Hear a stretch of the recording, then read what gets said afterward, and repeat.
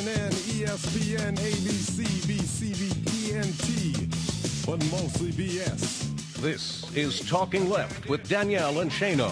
The revolution will not be televised, will not be televised, not be televised. The revolution will be no rerun, brothers. The revolution will be live.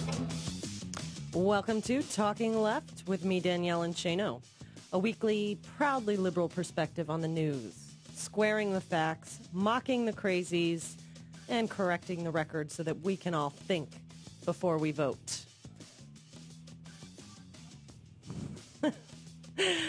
This week, however, we may be calling the show the 47 Report because the 99ers have now a new family, a new home. Apparently, we're all the 47ers, but we're going to get to that later in the show.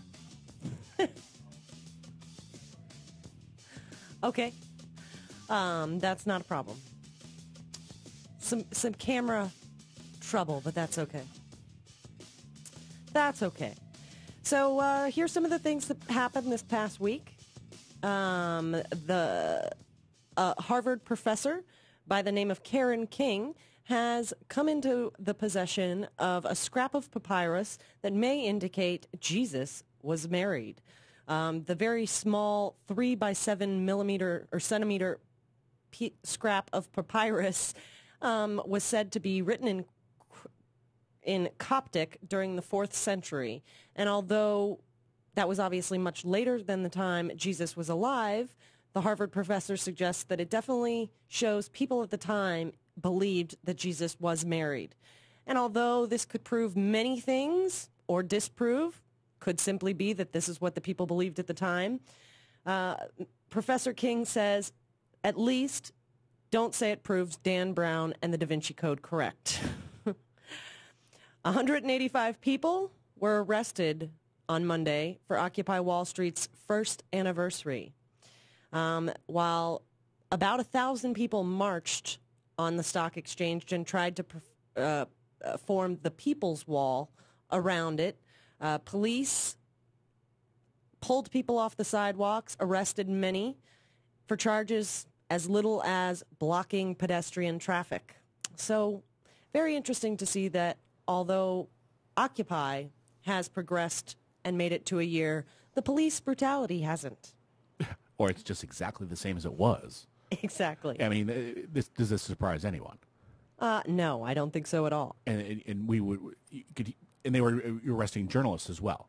You know, Yes. They don't want this to be reported on. The thing is, it was a 1-year anniversary. It was a celebration of it, and people were just exercising the First Amendment rights as they were before, and yet with the same resistance. What are they so scared of? What are they so freaking scared of? I think they're scared of the truth, personally, but that's just my perspective. They're scared of being called out for exactly what it is they do. Just a side note, Shane, the chat room says the audio is a little low and it could stand to be turned up a little bit. Huh. That's Yeah. strange. So in other news... We definitely set up quickly today. Yes, it was a bit of a busy day. The Pennsylvania court has ordered a review of the voter ID law, according to the Washington Times. The order was to stop the law if the judge, they essentially passed the buck. They reviewed the law and passed it back down to a lower court judge. Passing the buck, of course. And the direction included was simply to stop the law if he believed it would disenfranchise voters. So now it's up to the state and the voters to prove that their voting rights are at stake in Pennsylvania in order to fully stop the law. Could be considered a step in the right direction if the law is not put back into place, but voters in Pennsylvania may want to have IDs ready so they can ensure their democracy stands. Also, news on voters' rights. Florida is essentially going to restart the voter purge that they had stopped earlier in the year.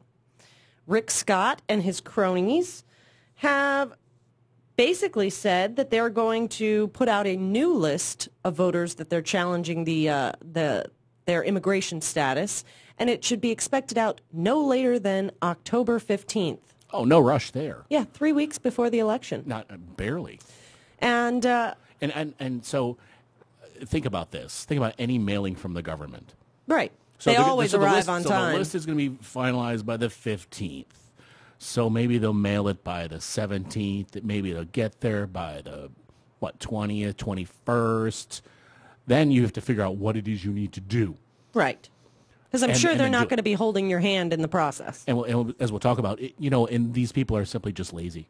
We'll talk about that coming up. Oh, yeah. Representative Daryl Metcalf of Pennsylvania referred to the Pennsylvania voting ID law debacle as stating the only people who would be disenfranchised are lazy people. Yeah. There's not any racial undertones there. In Florida, however, the Florida Department of State acknowledges that in many cases the federal SAVE database, which verifies somebody's immigration status, would not definitively establish whether or not they're a citizen. But basically then the list that's due out October 15th, after it's ran through this SAVE database, letters would be sent out to inform the voters that they need to provide proof of their citizenship, at which time they should go to court, perhaps. Doesn't really say. This law was already a big, there was already a big outcry from the voters about this law, and many of these similar laws in other states have been proven ridiculous because most people on the lists are, in fact, citizens. Are these actually even laws, though? They're just lists. They're just lists. Yeah, they're just lists of brown people, essentially. Or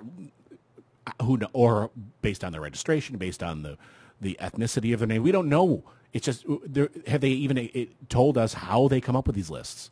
No. Do they go at the top of the stairs with all the registration, throw them, whichever one reaches the bottom? Those people are I don't know how they get to this, and it's all backwards. It's backwards. The burden of proof really should be on the state.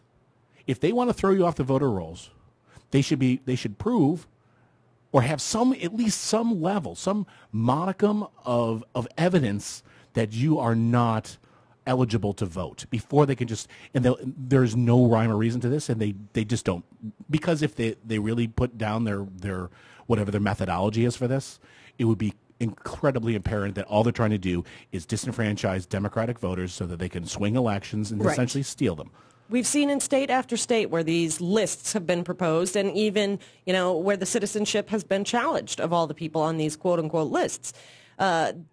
In most cases, the people were legitimate citizens, and very, very small numbers of people ever came back as being non-citizens. Numbers, when you have a list of 1,000, like 4 people who didn't even realize they were registered to vote. It was mix-ups at the DMV. I mean, these are essentially just right-wing tools to try and block people from voting. Right, and we've talked in the past about how it would be helpful if the Constitution were amended. We talked about this with Brad last week. It would be helpful to include that explicit enumerated right to vote. But Congress could do something right now. I'm not saying they would. I'm not saying they will, but the Department of Justice is all over many of these rules. But they could do something even more simple. They could simply write a law saying in all federal elections, that a person who is registered to vote is assumed to be eligible unless the state or whomever is challenging it brings evidence to the contrary, which must go through due process. Absolutely. In this country, we stand by the rule that you are innocent until proven guilty. So I think we should, until proven not. Especially for something so important. Sure. And I don't think you need to amend the Constitution for that. I could be wrong, but I don't think so. Shana, you're supposed to be the legal expert. Who says who? This says me. I didn't say that. Some other news. CNN reports the U.S. has restricted Afghan operations after too much green on blue crime. Specifically, what is that? When Afghan security forces or friendly forces attack coalition forces. There were 9 deaths last weekend in so-called green on blue attacks. So that has been suspended. It has been partially suspended. This is essentially the training of the Afghan security forces. Okay, they have not completely suspended all training operations. What training operations are they doing? They didn't specify. Because essentially the brass has come out and the sole purpose for us being there is to train the forces. Otherwise, there's no reason for us to be there. That is the entire goal. So if they suspend that, then everyone can say, okay, time to come home. Pretty much. I mean, that's our reasoning for being there. Right. So if you take away the reason for being there, then you shouldn't be there. I agree. That's why they're saying partially. Well, what part is it? We can't tell you that. That's national security. Well, in all the discussion of foreign policy this week about the turmoil going on in the Middle East and all of the protests and riots in which so far 9 additional people have been killed, there's been so much talk from Romney regarding Romney and regarding the president and how they're going to handle foreign policy issues. And this is a perfect example for President Obama to take the lead and say that hey, we're over there helping you. If you're going to kill our soldiers, we really shouldn't be there. We have no reason to be there. And it's even a perfect opportunity for Mitt Romney to actually do something that would look presidential, to stand up and say there's no reason we should be there. Now, granted, we know that's never going to happen. It depends on whether to get him elected. And he knows that standing against any kind of defense issue, which I hate the term defense issue. How is that our defense? War issue. Yeah, war issue. But, stands in direct opposition to his party. So, more than 50 coalition forces have been killed in such green-on-blue attacks just in 2012. Right. 50 people have died because of this, helping the people that we're supposed to be over there helping. And perhaps they don't want to be helped. Perhaps. Perhaps they might want us out of their country. Can't imagine why. And regarding foreign policy, many Americans apparently approve of how Obama is handling this debacle going on in the Middle East of the protests and the riots that were supposedly sparked by this Innocence of Muslims film.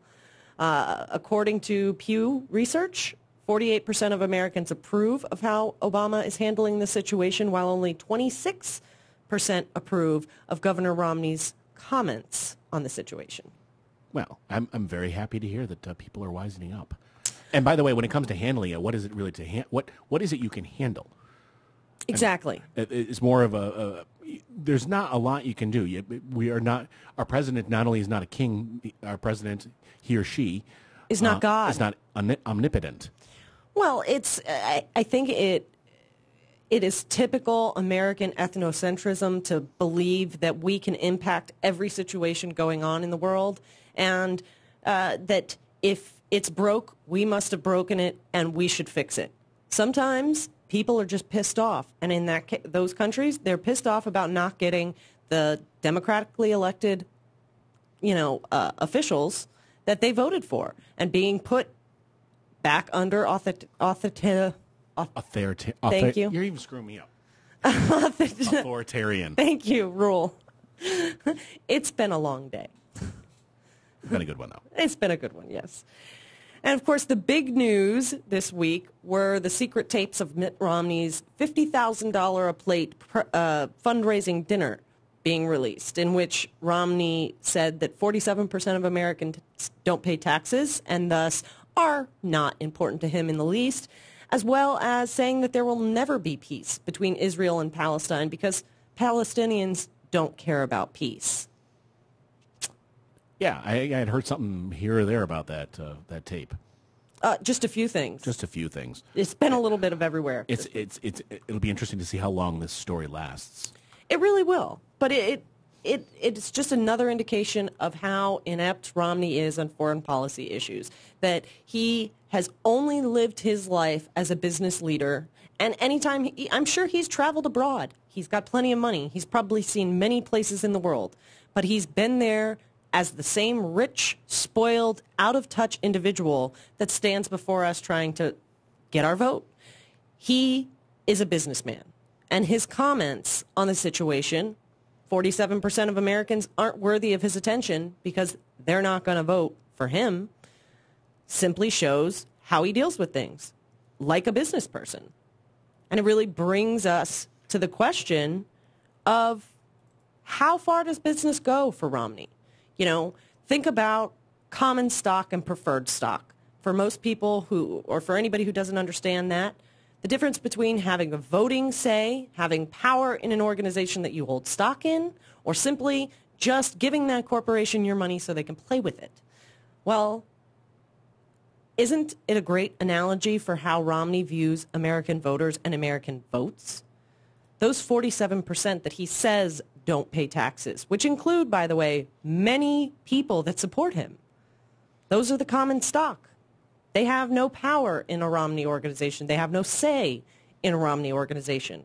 It's pretty much sit down, shut up, and let us play with your tax dollars as we blow stuff up with them.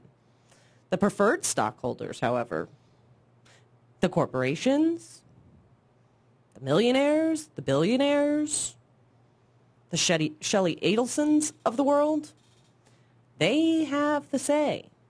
They're the board of directors in Romney's little business. Wouldn't you say? Absolutely. And it's the greater question. Like you said, do we really want a CEO of the country? Do we need a leader? Now, because a corporation has one purpose, profit. Right. The United States of America, I hate to tell you guys, when I mean you guys, the people on the right, is not a for-profit institution. As much as you'd love to profitize everything that the government currently does for us, other than, well, even war. So the mindset of a CEO is much different. Actually, a community organizer is more of the mindset of a president. I agree. Dare I say. Somebody who brings people together that is concerned with the community, that isn't so concerned with dollars. You're concerned with keeping your costs and your income aligned, but the purpose is not to hoard or to take over or to control or to monopolize or to profit or anything like that. It's to provide for the benefit of the entire society, the common shares and the preferred shares. Well, it also gives us some very big concerns on all of these foreign policy issues that are going on. You know, all of these countries in turmoil. I mean, how do businesses deal with other businesses? How has Romney's business dealt with other businesses? It's a pretty darn good question. We're going to get into it in a little bit. Don't go anywhere. This is Talking Left with me, Danielle, and Shano. We've got a great show, great guests in store. Stick around. We'll be right back. Whoa! Awesome! Totally awesome! All right! It's Talking Left with Danielle and Shano.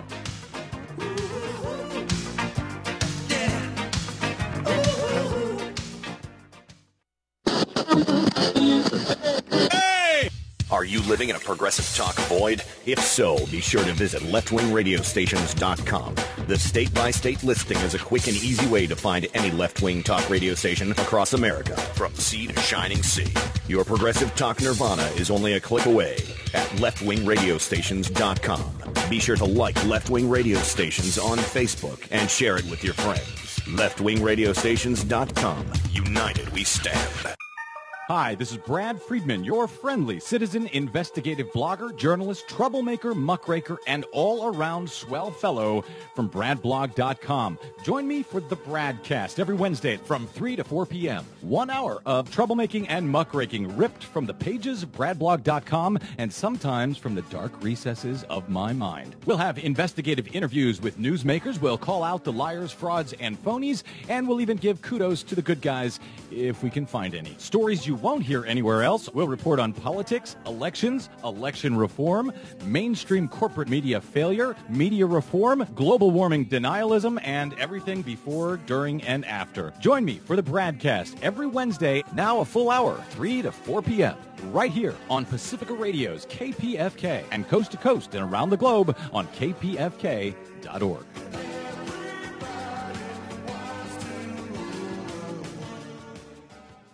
Unfiltered truth, news, and opinion. Filter-free radio with Jacob Dean and Skeptical Scott. How do you impart upon somebody the disconnect or what's otherwise known as hypocrisy that people have, that they deny themselves from? You know, they live in denial and live in the illusion. You can't tell somebody they're wrong. They have to see it themselves. Yeah, they have to discover for themselves how to think that way. So how do you plant the inception? Filter-free radio, Monday, 7 to 9 p.m. Eastern. Radio or not. And filterfreeradio.com. Arr, ye mateys, welcome to the ocean. I've sailed the seven seas 100 times and found something I like even more than me treasure. 'Tis the ocean, beautiful and clear. Right now I be sailing over the Great Barrier Reef. It just shivers me timbers thinking of all the fish and coral below me. Wait, what's that floating by? A plastic bag? By Blackbeard's eye patch, that's disgusting. Why did you know that many of these things come from folks throwing them carelessly on the ground? It be true. Lend us a hand by always recycling and disposing of your trash properly. Boys, get the plank ready. Somebody's got to dive in and get that bag. Any volunteers? All right, fine. I'll do it myself. Cannonball! Find out what you can do to help keep the oceans healthy at keepoceansclean.org. Brought to you by the Keep Oceans Clean Alliance and the Ad Council. Yeah, we got our election, but corruption has a chance. We got to have a clean win to regain confidence. America is beautiful, but she has an ugly side. We're looking for a leader in this country far and wide. Welcome back to Talking Left with me, Danielle and Shano. We have a great big show in store for everybody, by the way. Didn't forget to mention it in the first hour. We just got so caught up with now being a part of this 47 percenters movement. Great guests. That'll be interesting to talk about, the 47% versus the 99% and what the difference is. Is there a difference? Exactly. There Right. isn't. I would say 99% of us at some point are in that 47%. Yeah, a little later we're going to be speaking with Stacey Davis Gates of the Chicago Teachers Union. She is the legislative director there. We're also going to be speaking with Daniel Marans. He is the policy director of Social Security Works, as well as the executive producer for Take Action News. Nicole Belle of Crooks and Liars, Shano's favorite woman in the world. Yay. And Eric Burns, strategic communications consultant for Bullfight Strategies and former president of Media Matters. And a really nice guy. Really nice guy. Before the break, we were talking about Romney as a CEO and how he would handle, the country as well as foreign relations. But I think we're seeing how a CEO would deal with labor relations right here in Chicago. We've seen, Rahm Emanuel, former Illinois congressman, senior advisor to Bill Clinton, chief of staff under Obama. If you just heard those things, so many people would think he's got to be a great progressive, a great liberal. But yet many people were really angry when he got selected for the role of chief of staff for the current administration. Why were they angry? Could it be perhaps that Rahm Emanuel was also a former investment banker at Wasserstein Perella? He did that, worked in the finance world, right around the time that all those bad decisions were making. He also had a hand in many of the bad decisions of Freddie Mac and Fannie Mae. He's got a long history of being pro-business and anti-labor. He was a member of the New Democrat Coalition, a center-right pro-business, essentially. Whenever you hear pro-business, we know anti-worker. Was he a DLC guy? He was a DCC. DCCC? A Democratic. But remember the DLC, that was the Clinton thing. It was pretty much fiscally conservative Democrats. He was essentially there, where, Harold today Ford. we would call him a dino. Big time. But he also helped fast-track many of the pro-business Bush administration legislation and was even a major supporter for the Iraq War, and he's a major voice against Iran. Doesn't sound like much of a Democrat to me. Certainly not on those issues. How is he with unions as the CEO of Chicagoland? Well, the Chicago teachers originally went on strike September 10th. They had several reasons listed of why they were striking. Compensation, of course, being one of them, health benefits, teacher evaluations, job security. But they were also protesting for many reasons that were important to the children and parents, like class size, the need for social workers, air conditioning in the classroom. And the strike went on for, almost 2 weeks, a week and a half. 7 days. Seven, school days. Right. It was the first strike since 1987. It affected 26,000 teachers, roughly, and about 350,000 students.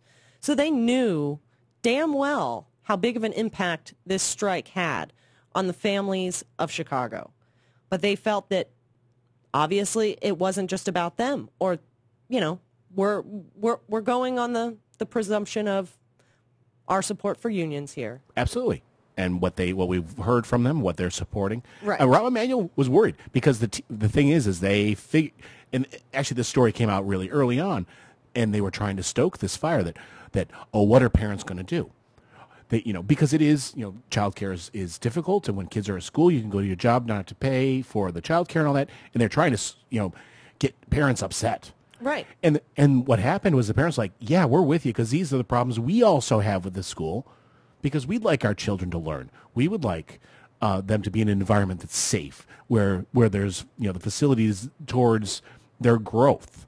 Right. And Rahm at some point, Mayor Emanuel figured out, by the way, these parents vote, and figured if he doesn't end this thing soon, he's going to take a political hit with these parents. Well, he went out on a limb and took personal responsibility for this strike, and took personal responsibility during his campaign for the schools of Chicago. He advocated for longer student days, for more teacher evaluation, and he's apparently a big supporter of this very questionable standardized testing. Not to mention that, in my opinion, it seems like he was up to some seriously dirty tricks in how this strike was resolved. Now, obviously, we'll speak with Stacey Davis Gates in just a few minutes, and we'll see if my opinion is correct. But it seems like, to me, the only reason the teachers were able to strike, the only thing that allows them to strike in their contract, is pay. Well, as soon as he eliminated that off the table, he went to court. All of those other issues that they were fighting for, class size, social workers, were no longer important because legally they couldn't strike on anything except their income. So let's wait. We'll hear what Stacey Davis Gates has to say, and we'll see if I was right on the subject, if we were right. We'll be right back here on Talking Left. This is me, Danielle and Shana. A beautiful place full of wonderful things just waiting to be experienced. It's Talking Left with Danielle and Shana.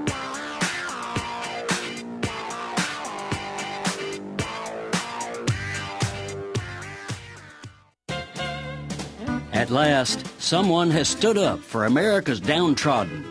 I mean, of course, the downtrodden Wall Street banks. This defender of fat cat bankers moans that the public anger at the behemoths is unprecedented. He wails that poor Wall Streeters, publicly assailed as greedy, are having to fend off, quote, the misguided idea that we should break up the nation's largest banks. And who is this champion of the Goliaths? William Harrison, the guy who engineered the mergers that created the J.P. Morgan Chase Goliath and became fabulously rich as the conglomerate CEO before retiring in 2006. But Harrison sprang out of retirement this August to write an op-ed piece in the New York Times pleading for public appreciation of bank giantism. He called the consolidation of these financial businesses a natural market-driven evolution toward efficiency, citing Starbucks and big-box retailers like Walmart as models. Bad examples, Belle. Both are relentless predators that profit by devouring the economic vitality of local businesses, employees, suppliers, and whole communities as they stamp their sterile brand of uniformity across the land. Then the poor guy tumbled headfirst into credibility gulch with a patently preposterous claim that Wall Street does not have, quote, inordinate influence on the political process, nor, he added, does it get huge implicit subsidies from the government. This is Jim Hightower saying, as for his cry that today's public anger at too-big-to-fail banks is unprecedented, Harrison needs a remedial course in American history. My own state's first constitution even outlawed banks. Of course people are angry today. The very banks he's defending, including his, are lawless entities that admit to rigging interest rates, money laundering, fraud, and careless speculation. So yes, bust 'em up. Need an antidote to the progressive blues? Want some good news about how grassroots folks are rebelling against the corporate powers and winning? Well, here's an easy-to-swallow pill for you, the Hightower Lowdown. Hightower's monthly newsletter will give you the lowdown, even as it lifts you up. It's 4 pages a month, jam-packed with facts you can use, actions you can take, and Jim's own Texas humor, all for only $15 a year. To become a lowdowner, go to hightowerlowdown.org. You're listening to WIN, the Workers' Independent News Service. I'm Jesse Russell. While the majority of focus last week was on the strike of the Chicago public school system, it wasn't the only Illinois school district to see a strike. The Chicago suburb of Lake Forest watched as teachers walked off the job on Wednesday. Those teachers, represented by the Lake Forest Education Association, are on strike over wage and healthcare issues. Last year, the teachers agreed to a one-year pay freeze in an effort to help the district reach a budget surplus. The teachers are strongly opposed to a two-tier wage proposal from the Board of Education. The union has said the proposal would turn Lake Forest into a district where rookies come to learn their craft and move on to neighboring districts due to the two-tier wage system. The two sides failed to reach an agreement this weekend, with the Board of Education ending negotiations by making today a mandatory student school day. The board said the school day will consist of a full day of educational programming. The school day will commence with administrators and community volunteers. The move is similar to how a private sector factory might keep minimum operations during a strike, by having managers or replacement workers do the work of employees.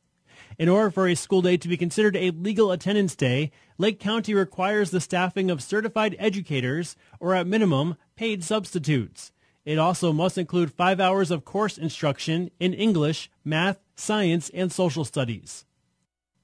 Opponents may not have been able to recall Governor Scott Walker over his controversial collective bargaining rights stripping legislation in June, but late Friday they finally received a victory over the legislation itself. The ruling by Dane County Judge Juan Colas restores collective bargaining rights to municipal employees and teachers, but state workers weren't included in that suit, so Act 10 still applies to those employees. The judge said the law is a violation of rights of free speech, association, and equal protection. It was also an overreach, according to the judge, by violating the Wisconsin Constitution's Home Rule Amendment, which gives municipalities the right to establish laws and practices without state interference. The ruling will very likely be appealed, and Wisconsin's Republican Attorney General J.B. Van Hollen will seek a stay until that appeal goes through. If there isn't a stay on the ruling, it is believed municipal employees and teachers will once again be governed as they were prior to the 2011 law being signed. You've been listening to WIN, the Workers' Independent News. For more information, visit laborradio.org.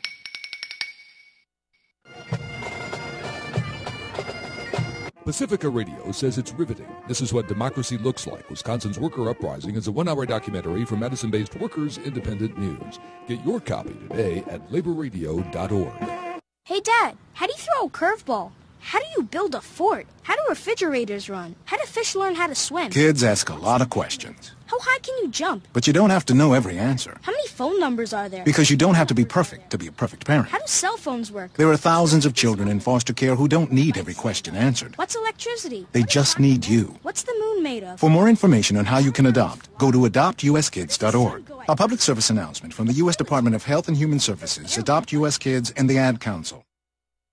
You know, I hitchhiked from Chicago, and a man walked up and said, "This is a union town, all down the line. This is a union town, all down the line. And if you come to strip our rights away, we'll give you hell every time. This is a union town, Welcome back to Talking Left. Hopefully our guest will be joining us shortly. So Shane, what do you think? Do you think Rahm Emanuel is running the unions like a business? Sure. When it comes right down to it, unions, teachers are employees of the company that is the city of Chicago, and so therefore they're a cost. You have to minimize your costs. So, and most corporations don't particularly like unions because they have equal bargaining power along with the size of the city of Chicago. And he realized that in the statute that you could only strike based on wages. So they worked out the wages and then said, now get back to work. And he was going to break the union. Well, and just to be clear for anybody who hasn't gotten the update, The union has officially voted only to end the strike. They have not voted yet to on any of these other terms on their new contract. They have only opted to allow students to come back to work or come back to school. So, it is possible that they could still fight for a lot of these issues. I read many quotes by the actual teachers affected who basically were afraid to go back to work without a contract. And they figured that the looming court case with the injunction filed for by Rahm Emanuel that would have taken place this morning would have put them in a situation where they would have been going back to work with no contract. And they figured it was better to go back with a crappy contract, and obviously I'm paraphrasing here, than none at all. So it's interesting. I think many progressives will be upset if the only thing that came out of this is additional salary, a shorter workday, and a lower standard of evaluation. Granted, I am adamantly opposed to evaluation solely or primarily by these results of these standardized testing. But I want to see fight for union collective bargaining rights, for, the rights of the students in the classrooms to get a fair, reasonable, and safe education, for more social workers in a city that obviously needs them, as they've been plagued with so much gang violence and so much destruction, this summer and recently. It's worrisome for me in the overall attack on unions to have a talking point out there that all they wanted was salary. We were certainly hoping to have... they could be actually voting right now. That could very well be the case. Reviewing it, anything like that. So that does happen. But the next salvo has actually been fired in this fight. I don't know if you caught this in the New York Times today. No, I did not. The pension is, the teachers' retirement pensions are seriously underfunded after years of situations in which the mayors, because of budgetary reasons, didn't contribute to the pension, kind of waived it, so they didn't. The money came in, but they didn't put it into the pension. Right. So now they're facing a situation where they've got to fund it so much, and they're going to ask the teachers to put it in again, or taxpayers, and you know which way they're going to side. Right. They'll say, no, teachers, you have to do it. You may have already paid into it before, but now you have to pay essentially three times as much. Well, is there any statement in that article about what happens to existing retirees? Is their pension affected? It's quite a long article, but essentially Chicago residents may not realize their school district has also been paying $130 million a year to cover most of the pension contributions required of the teachers, a practice known as a pickup. They know they have a pension problem, though it was not front and center in the strike. And Chicago, I know from previous research, is one of the few cities that actually has been contributing to teachers' pension, that there is an employee and employer's portion. I'm sure people on the right can argue that the city shouldn't be responsible for that. I would like to say that it's an investment, that the education of the students is one of the most important investments that can be made. Those are the future leaders, citizens, taxpayers of that city. And if they're well educated, they're likely to make more money and be a better return on investment. I mean, I hate thinking of it that way, but if you're dealing with investment bankers and CEOs like Romney, perhaps we have to put it in business terms for them to be able to understand. It's more profitable to put money in the short term and get a larger amount in the long term than it is to put no money up front and get no money later. Mr. Emanuel says the system is broken. He is not willing to make any increased contributions until it has been fixed. The mayor said earlier this year that making the larger contributions would lead to, quote, direct cuts in our classrooms. Quote, those cuts mean the average class size will jump to approximately 55 students, he warned. So this is, put this on your radar as the next part of this endeavor, because we were talking, at the 1 year anniversary of Occupy, and where does Occupy go? and I see Occupy as part of a larger, system of different events. You had Wisconsin. We had Occupy Wall Street that spread. You have the union strike here in Chicago. That you're going to find that the 99% show their unwillingness to deal with the system as it is right now, the problems within it, unwilling to take it anymore, in their own individual ways. That you could actually call the teacher strike part of Occupy. Or you don't have to call it, you can call it whatever you want to call it, but this is all part of that. So this will be more of the continuation of the same attack on the 99%. And you can expect with a President Mitt Romney that it's going to be more of that as well. Yeah. Because we talked about this a little bit last week when the war on unions has been going on for years. But we watched the quote-unquote documentary on the Fox News about unions and how they're the reason all the cities are going bankrupt. These are why municipalities, these pension funds, why municipalities are going bankrupt.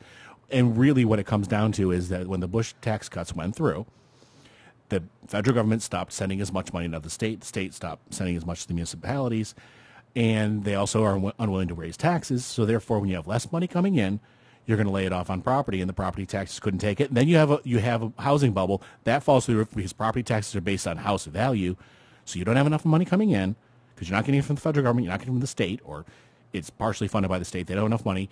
Property values are down, and that's why. Because of bankers and because of huge tax cuts. And because of people like Rahm Emanuel, who worked for investment banking, who had their hand in the pot, in the cookie jar at Freddie and Fannie Mac when all of these, liar loans and all of that nonsense went down. Good old Rahm was right there taking part in it. And this is the same guy. But these pensions are the collateral damage of that. They didn't cause this. Right. They're I mean, essentially you saying could bring the argument full circle and say that, these loans allowed people to get homes that should have never gotten them. I'm stretching here, but when those homes were foreclosed upon, along with people who bought their homes legitimately, people who were laid off, regardless, when you have all these foreclosures, you're not getting any tax revenue. You're not getting that property tax revenue. It doesn't go to the schools that need it. Actually, I do believe that whoever holds the property after foreclosure is liable for the taxes if it's a bank or for the next person. I would not hold my breath. That I don't know that for a fact, but it's certainly the next person who buys it is part of the closing costs. The back taxes have to be paid in order to clear title. Okay, well, but I'm just saying the value of the homes being so much lower than your revenue is based upon the value of a percentage of the value of the property. If the property value has gone down by 50% or more, right. And also, you're going to have quite a delay in getting this money in, and just the pure fact that the tax receipts are way down from tax cuts for the very wealthy, and then putting money out there and spending it on what's up. I did want to back up just for everybody since they can't see you and you're not on air. Yeah. That when you said Fox documentary, you used air quotes. I did use yes. Yes, and you're not typically a fan of air quotes. That was hilarious. Well, with Fox, you have to use documentary news. And Fox definitely need some air quotes. Yeah, in the least of things. We'll call it a propagandamentary. Propagandamentary. Just plain old propaganda. But it was essentially an hour long of why unions suck. But hey, we're going to get into a little later in the show about Fox propaganda and about if Fox viewers and the party, we all know Fox is the media arm of the Republican Party. But do Fox viewers really even care about Fox anymore? Did they believe it? Have they gone so far? Have they? That even the base doesn't believe them anymore. Have they come back to some semblance of reality? Yes. Is that cognitive dissonance no longer dissent in their brain? Eric Burns will help us later in the show make sense of that. See if we believe that or not. It would be really nice. Yes, but it may not matter in the end because right now I believe Fox News is just an alibi. Absolutely. How long do we have before a break, Shane? About 2 minutes. Oh, okay. In case she may call. You never know. I'm if watching not, the we phones. just bump into the next segment. But, right, I'm watching the phones, and I just wanted to know where we were on the clock. As you've changed it on me again. I'm sorry. It's okay. After the break, we're going to get into a little bit more of a discussion. We've all heard these tapes now. Hey, I give you credit, though. We went 45 minutes without talking about Romney too much. Oh, just wait. In terms of this 47. I mean, just wait. It's coming up in the next short little segment. He did say on the story when I woke up on Monday on the internet verse was that Mitt Romney was going to get more specific on everything. We just didn't know that Mother Jones was the one who's going to provide all the specifics. I don't think that's how they really envisioned it. I don't think that was his plan. Although I guess that's kind of a silver lining to that campaign. Oh, phew, now we don't have to get into specifics. We can just be on defense. Exactly. But, he called us all the 47%. So who is the 47%? How did he define it? We're going to get into that. And, how accurate is it? A little bit more, yeah. How accurate? How accurate? Who does it apply to? We're going to get into that and more coming up in just a few minutes. And Hint, then we're it going applies to to both of them. Mitt and Paul. Yes. Paul Ryan. Yeah. I shouldn't call them by their first names. It's not very nice. Oh, I'm not really that concerned. I don't think they're listening. They haven't listened in a very long time. They've been too busy talking. Exactly. Well, maybe they could stand to listen to a little talking left. We've got lots more show in store for you. Don't go anywhere. This is Talking Left with me, Danielle and Shano. We'll be right back with Romney's definition of the 47%. Hey, it's Hal Sparks from the Hal Sparks radio program Mega Worldwide, and this is Talking Left.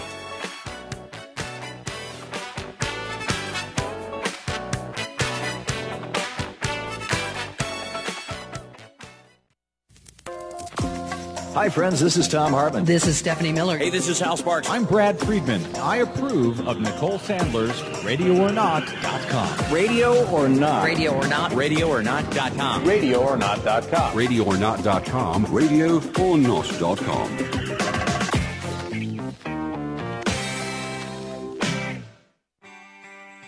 You never know who or what you'll hear when you listen to the Nicole Sandler Show at RadioOrNot.com. Bill Maher, you're here in Miami on Friday night. You're doing a show at the Fillmore at the Jackie Gleason Theater. They just renamed this theater the Fillmore.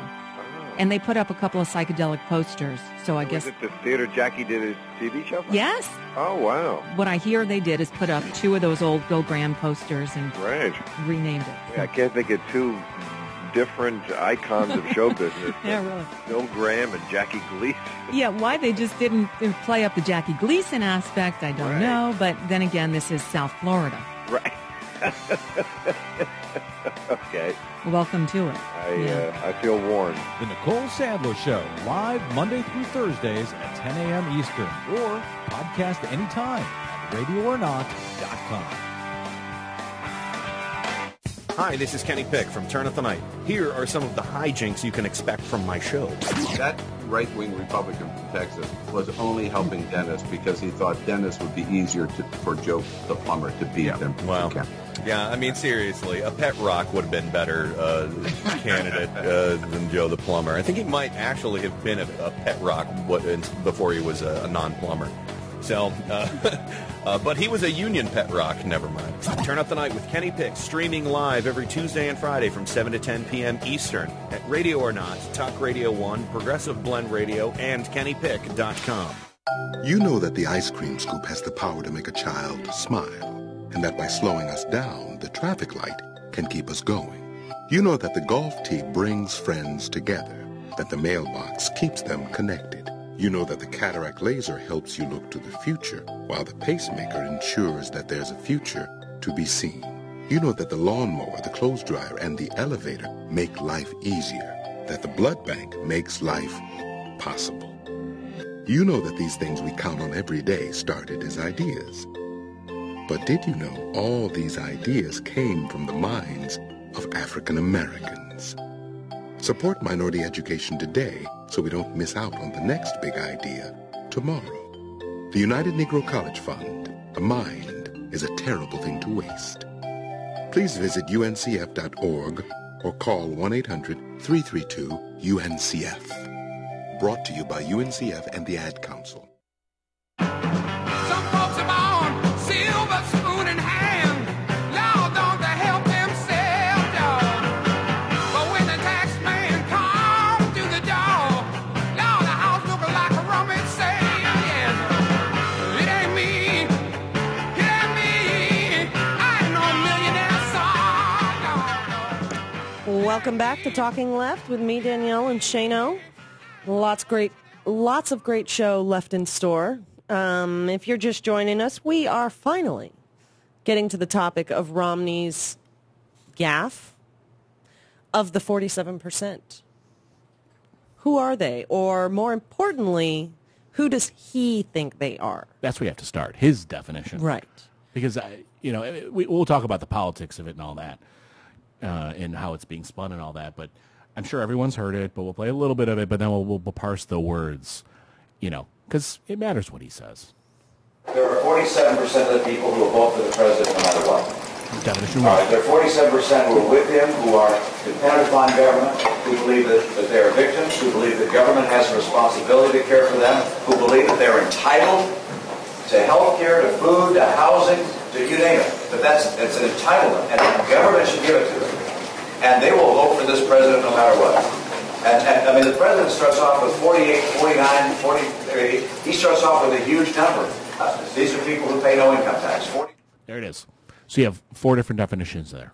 Yes, starting with they will vote for the president no matter what. 47% of the people will vote for the president no matter what. And I'll mention that while I was watching John Sununu, I think it was yesterday afternoon or something like that, pre-show, that's the one he liked. He's like, he was just looking at the polls. He's just talking about the polls. Look at the Gallup polls, 47%. That's all he was. Hannity mentioned that same thing. That is complete. I don't understand why everyone's going so crazy. He's just talking about the polls. But then he goes on to define. I don't know if these are subsets. If this 47 is coming on a giant, Venn diagram where trust me, it'll look like a really screwed up Venn diagram if you took all of their explanations all over the place. Absolutely. So you have the 47% that are going to vote for Obama no matter what. Then you have the 47% who are victims that think, and I know this sounds shocking to everyone, that they're entitled to health care and food. Oh, how evil of them. How dare they want to be, not sickened by the guy next to him at the bus stop having tuberculosis, or, they want to be able to afford to put food on their table. How evil. How selfish. So victim, that they're entitled to basic necessities. And then he has the final definition is what I forgot here. Yeah, I only wrote down 3. No, there's one more. Said 4. There's one more. Oh, and 47% don't pay any federal income taxes. Don't pay, but see, that's something. So they never specify. They never say federal income taxes. They specifically leave it as no taxes. No, actually, this is the quote. These are people who pay no income tax. I've got the quote right in front of me. But they pay payroll tax. They pay sales tax. Well, how do you define income tax? Right, it's a moot point. No, it's not a moot point. Well, actually, it's an interesting point. What is an income tax? What the government says it is? Or is any tax on your income an income tax? Well, I would think payroll tax would be income tax. I think to the average American who's not educated on economic and financial policy, they do not understand the difference between federal income tax and a payroll tax. Right. I think they see taxes coming out of their paycheck. They know how much they have taken out every week, and they know how much they get back. And yes, there are exceptions of families with children, etc., that may get a large tax return, but the average person in, say, the $20,000 to $30,000 tax return isn't getting a huge check back at the end of the year. Could we go so far as to say that Republicans really use the term tax loosely, depending on whatever's politically Absolutely. expedient? Think of just the healthcare debate. Well, they're all for cutting taxes, except when it's on low-income people. No. See, that's exactly it. You've used tax to define tax. A tax is only a tax when they don't like it. Any money that's taken away Right. that they don't like is a tax. Everything else is not a tax. It's their binky. Everything else is a fee. It's it's a fine. It's it's whatever. A withholding. It's so a tax on anything they don't like. So the 47% that he mentions, Right. that don't pay any taxes. That are victims. The thing is that because he runs through them, I think it's reasonable to not assume, but to conclude that this 47% he's defining have all of these characteristics, not each of them. I think that's a reasonable assumption. At least in his argument Right. there. So that therefore 47% of people, so the 47% that are on that Gallup poll don't pay any taxes, are entitled, and are all going to vote for Obama, and are victims. That is an amazing. That's why when I first heard the quote, what was your response, Danielle, when you heard it? I was not surprised. Right. I literally said I don't think this is a big story, but I was wrong. Because it wasn't. I just was not surprised because it was typical of Romney. It was exactly what I expected from Romney's sleazy, only care about the rich folks type of mentality. He's proven it time and time again with the smallest actions, the biggest actions, and the clearest statements. He can sugarcoat it and put it into words that the quote-unquote independents might find a little bit more palatable, but this is who he is. They want to constantly gripe on class warfare. He is all for class warfare. To him, there is an us and a them. There is a rich and poor, and there are clean divisions of class that he does not feel most people will ever overcome. He may as well live in an actual caste system, where there are the untouchables. To him, that's what these welfare recipients, Social Security recipients, but unemployment recipients. It would be interesting to actually flesh this out with him, to say, all right, this is your definition, line up the four things, and then say, all right, what about this group of people? Social Security recipients. They don't pay income taxes. They're getting health care and food. And if they vote for Obama, is that part of your 47% calculation? Because clearly, as they double down on this, they're assuming that everyone's going to say, at least in the Republican base, I'm not part of that 47%. I'm the preferred. You had a great analogy yesterday, Shane, when you and I were talking about this. And imagine if you sat two people in a room, and I'm totally giving Shane credit. This is his analogy, but it's a great one. If you sat two people in a room as a politician running for office, and you said, only one of you is important to me, but I'm not going to tell you which one, and then you left, do you think you would get 1, 2, or no votes? It's impossible to say. It's impossible to say. But the strategy the Republicans have used, clearly the object of it is leaving each person thinking they're the important one.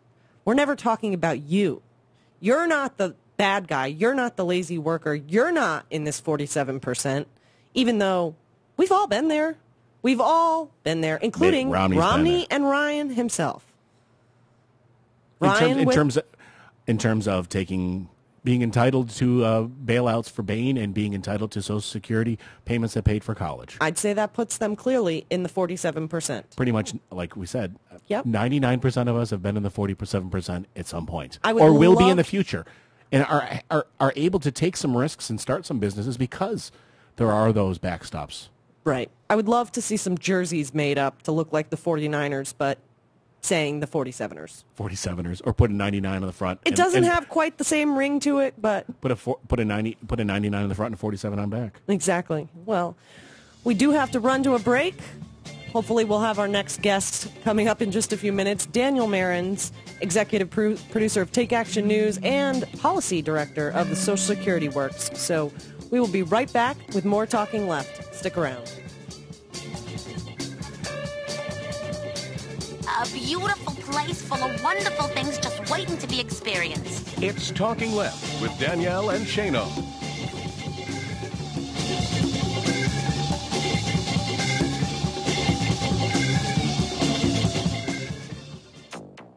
It's Thursday, September 13, 2012. We have a problem when senators representing states with strong solar industries vote against their constituents, and that is exactly what has happened. The U.S. solar industry fights off Republican attacks. Wind turbines distributed across Earth's surface could generate more than 20 times the amount of power currently used by civilization. The U.S. wind industry does too.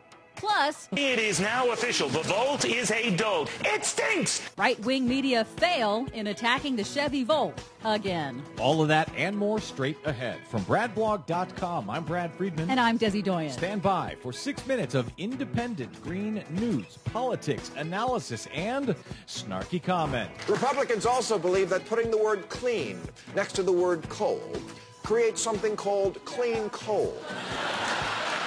Good point, Bill Maher. Then again, so does Barack Obama. This is your Green News Report.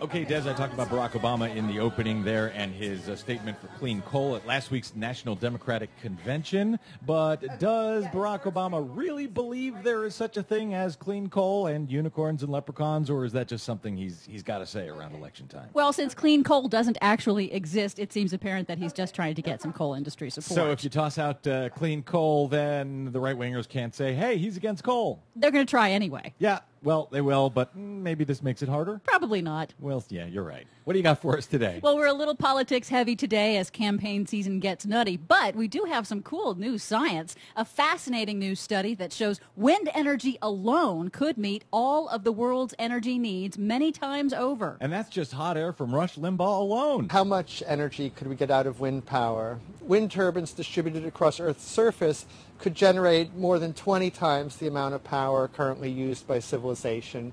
That's the study's lead author, Ken Caldera of the Carnegie Institution for Science. They used computer models to calculate the planet's total potential wind energy generation. There's a huge amount of power available in winds. So then the issues that are limiting the development of wind power, this normal economic issues of cost, as well as intermittency and so on, but it's not a fundamental geophysical limit that's preventing wind power from powering civilization.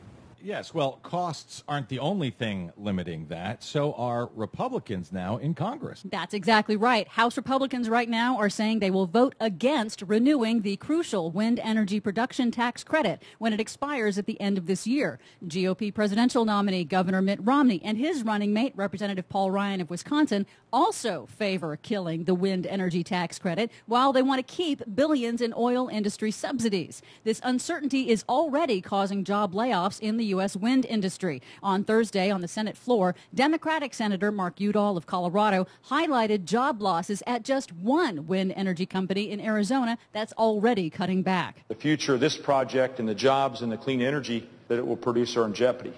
And that's just, it's flat out unacceptable. Let's renew the production tax credit. The production tax credit simply equals jobs. Now, the U.S. solar industry is gaining traction. More solar power was installed in the United States in the last 3 months than in all of 2009. So naturally, fossil fuel-funded congressional Republicans are also trying to undermine America's solar industry as well. They're trying to kill off investment tax credits and incentives that help homeowners and businesses go solar. Well, you know, the government shouldn't be picking winners and losers, unless, of course, the winners and losers are the fossil fuel companies. Right. Solar Energy Industry Association President Ron Resch says the solar industry must step up its fight and fight against the fossil fuel industry and its unaccountable super PACs. We have a problem when senators representing states with strong solar industries vote against their constituents, and that is exactly what has happened. Are we going to stand back and let the Koch brothers, Karl Rove, and the conservative super PACs push us around? Well, yeah, I think the answer is yes. They're going to have to try pretty hard to fight against all that money. Finally, right-wing media is attacking the Chevy Volt again. Does the car have a floor, or is it like a Flintstone thing? It's loaded with taxpayer subsidies. I'd rather roller skate backwards in the Lincoln Tunnel than drive that thing. It is now official. The Volt is a dope. It stinks! The new right-wing media myth claims General Motors is losing up to $80,000 on every Chevy Volt. Shocking. Yes, it would be shocking if it were true. But General Motors says the utterly false claim fails on basic business accounting. No business divides the total cost of developing a new product like the Volt by the number of units that they sell just in the first year. See, by that standard, Apple would have lost millions on the iPhone. So GM points out that Toyota's wildly successful Prius also lost money in the first several years, and now it's a top seller around the world. Right-wing media making false claims? I don't believe it. For more on that story and the ones we couldn't get to today, please check out our website at greennews.bradblog.com. While you're there, please consider a donation to help support the Green News Report. And remember, you can download us anytime on iTunes, listen to us on your mobile device via Stitcher Radio, follow us 24/7 on the Twitters, and find the Green News Report and like us on the Facebook. From bradblog.com, I'm Brad Friedman. And I'm Desi Doyen. And this has been your Green News Report. Not diesel, steam, or gasoline. Let's take a ride in an electric car. Happiness resides in an electric car. You can even drive an electric car. Won't you take a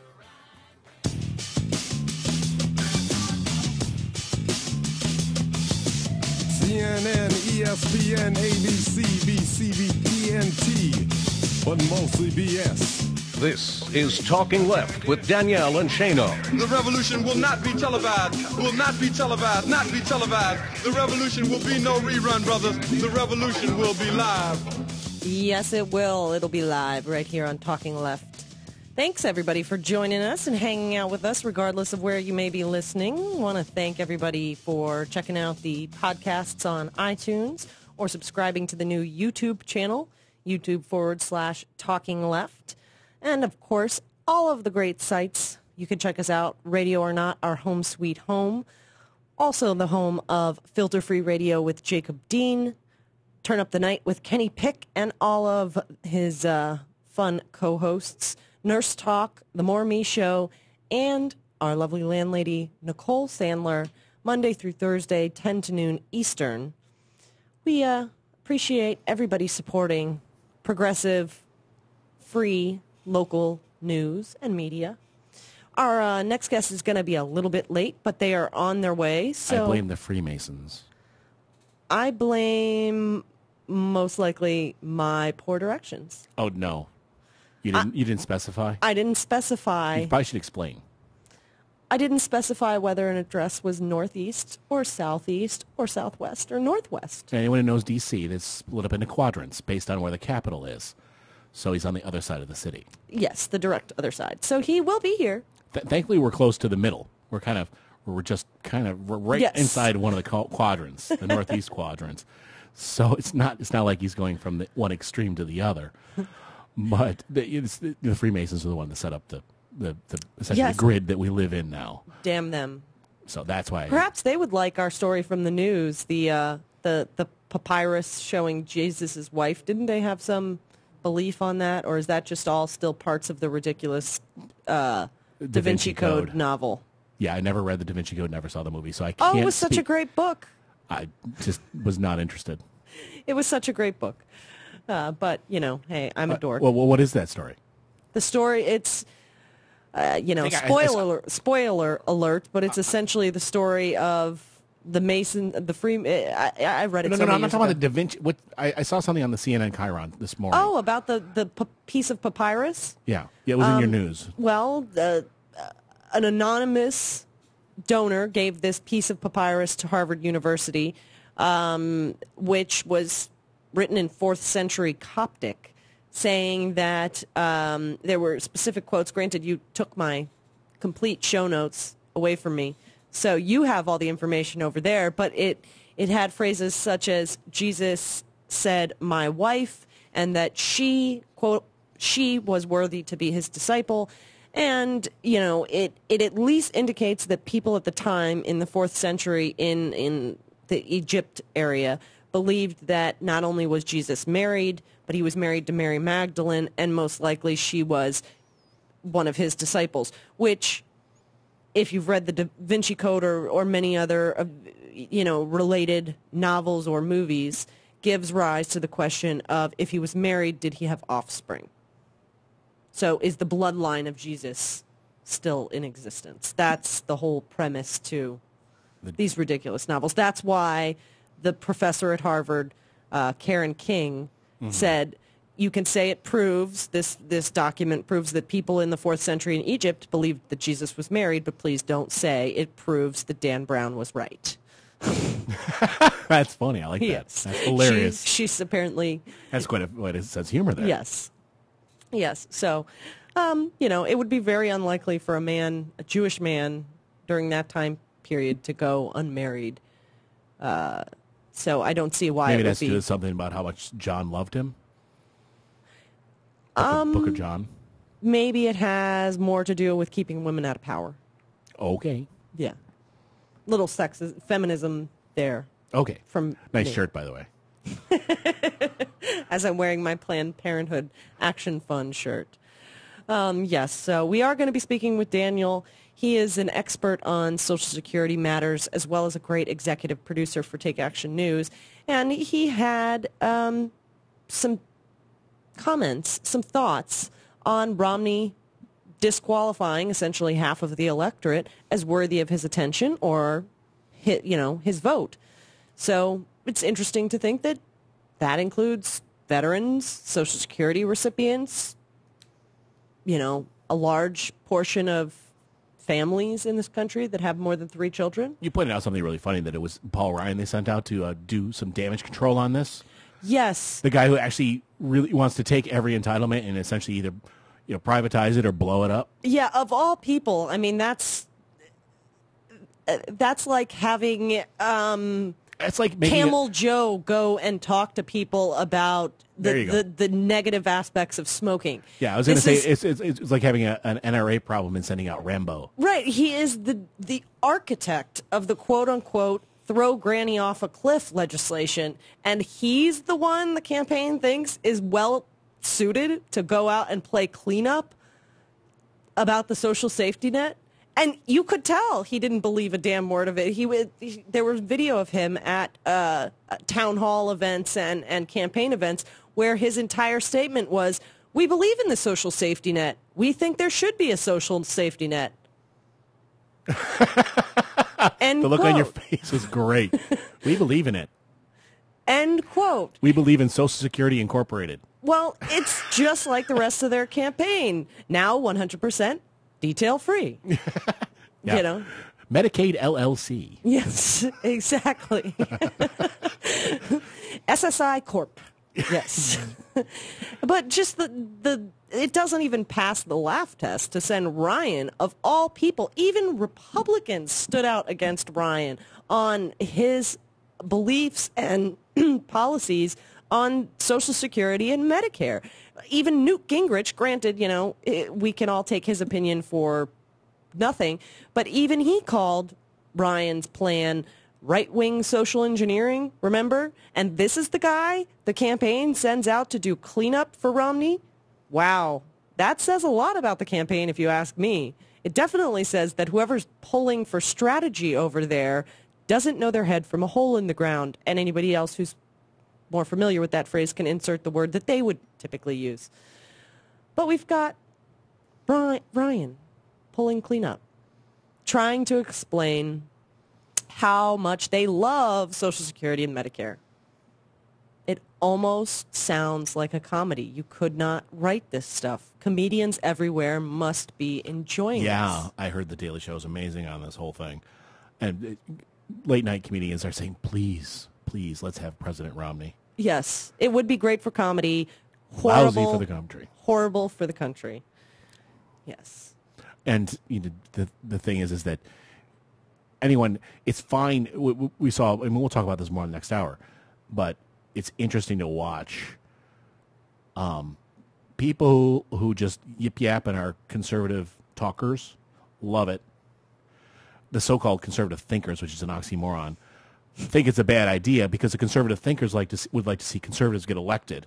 So they're saying this is a bad idea, and then you have the people who actually are conservative people who want to get elected saying, whoa, we don't agree with that. Did you hear about that glaring indictment from Peggy Noonan?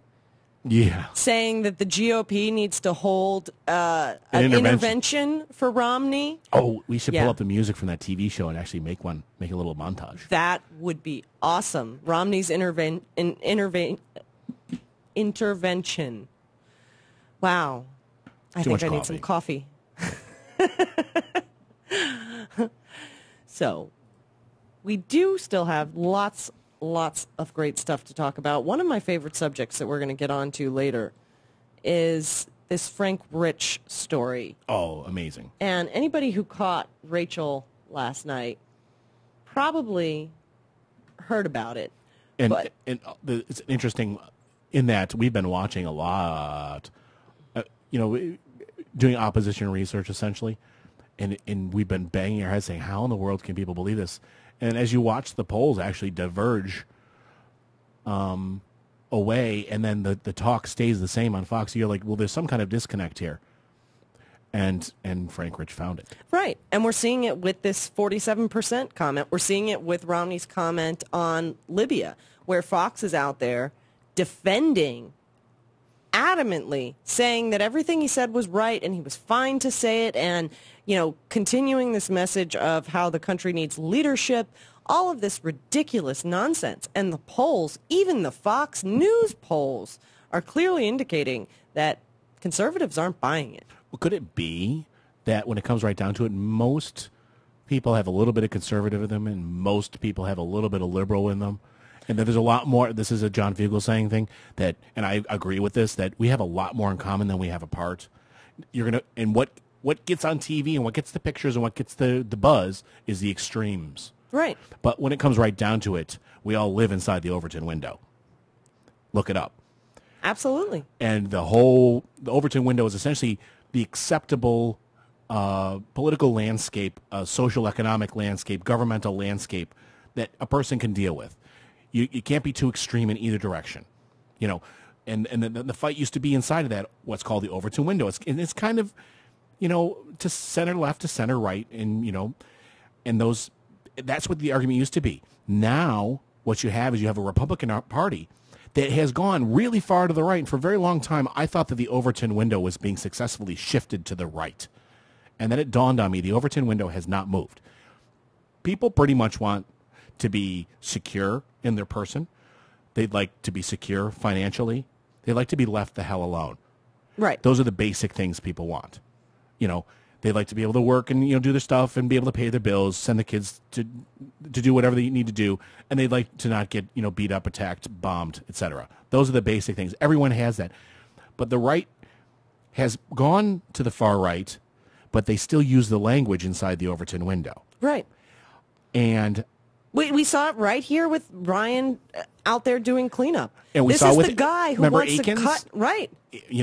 Talking about legitimate rape. That was what they really mean. That's their far right leanings. But when they're talking about legitimate rape, they'll put it in terms of freedom of religion. Because that's inside the Overton window. The thing is that as these politicians, as they get caught more and more saying what they really mean, and it's Frank Luntz's job to push all of what they really mean into this Overton window so it's digestible and people will actually vote for it.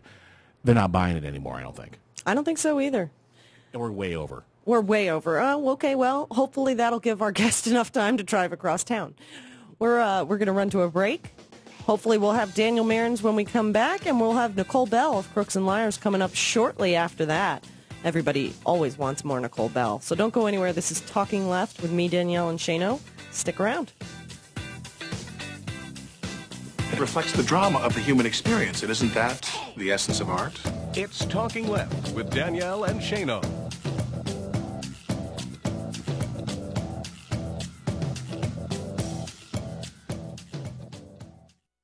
Hi, this is Tim Cormall from The Tim Cormall Show. Join me and my guests most weeks for a progressive roundtable discussion about politics, news, and other fun topics. We laugh a lot about the hilarious antics of the right-wing nutjobs, as well as have serious discussions about issues affecting all of our lives.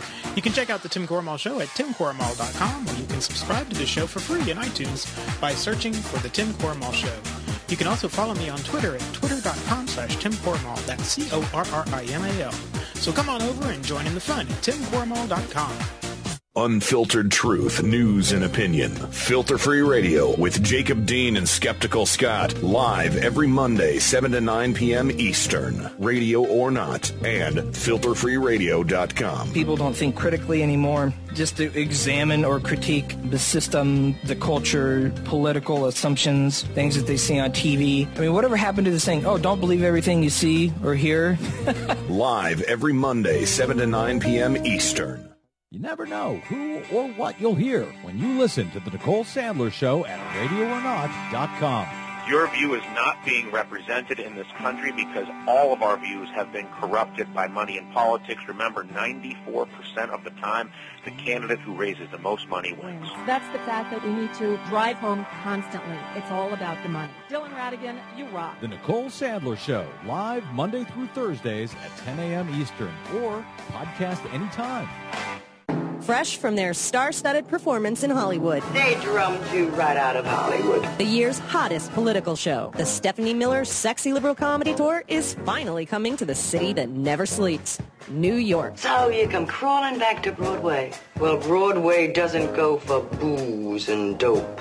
On October 27th, the eve of Election 2012, the Stephanie Miller Sexy Liberal Comedy Tour will take the stage at Broadway's world-famous Beacon Theater. There is nothing like the thrill of doing a live show on Broadway. Featuring John Fugelsang, Hal Sparks, Aisha Tyler, Sexy lady, and Stephanie Miller.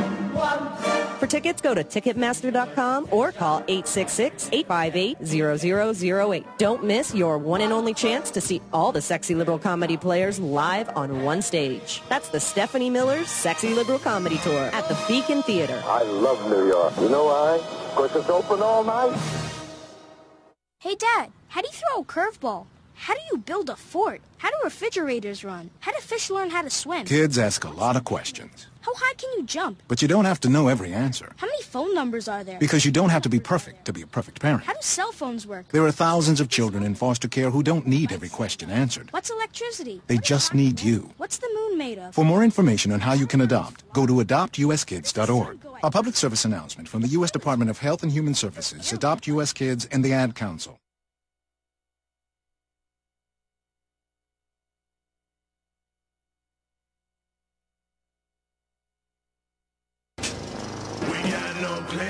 No plans at all. Evil man's always transcending. Fighter like sheep, swallow everything. Always simpletons or pretending. We got no plans. This is your moment of clarity from leadcamp.net. We're in a bit of a storm right now, and generally, in order to get out of a storm, you have to think outside the box, right?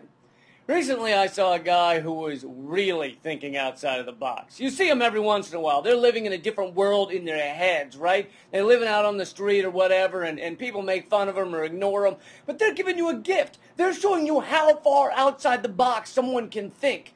I was on the subway in New York recently, and I saw a guy with one shoe on his foot and 3 hats on his head. He hadn't shaved his beard in like 4 years, but he managed to shave his eyebrows off, fresh that morn. He was drinking what appeared to be a strawberry chicken nugget milkshake, and the oddest part was that he had on a t-shirt that said "No Fat Chicks." But you know what? That guy's unique and unusual. He's different. He's original. He's marching to his own drummer in his head, and that drummer's on crack.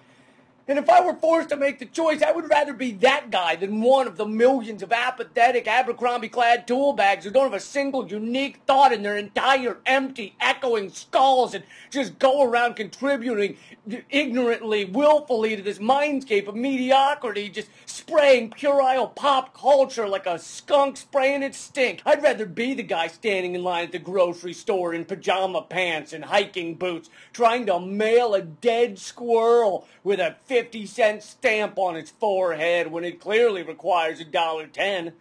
I'd rather be that guy. That's been your Moment of Clarity from leadcamp.net. If you want to help Moment of Clarity continue, just forward this or share it with friends or leave a comment. Thanks a lot. Keep fighting. No plans at all. Evil man's always transcending. Fighter like sheep, swallow everything. Always simpletons or pretending. Vote for me. Vote for me. If I am elected, this is how it will be. I cut your tax in half. I make the Russians laugh. I feed the hungry people everywhere. I bring the railroads back, the trains and new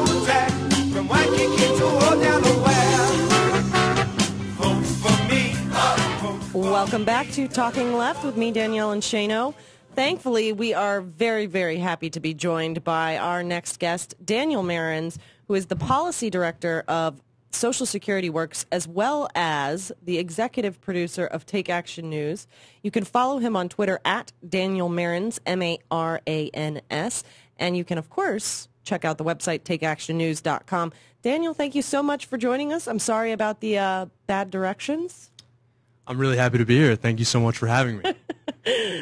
I'm just thrilled. Our first guest was a no-show, and so I was like, oh, no.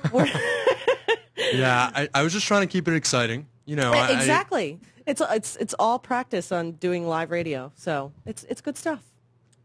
Yeah, and I'm really glad that you got my last name right. It's a very commonly misspelled last name, M-A-R-A-N-S. It's really... I imagine people probably put an I in there. They do, and you know, I don't know what my ancestors were thinking in Ellis Island, to be honest.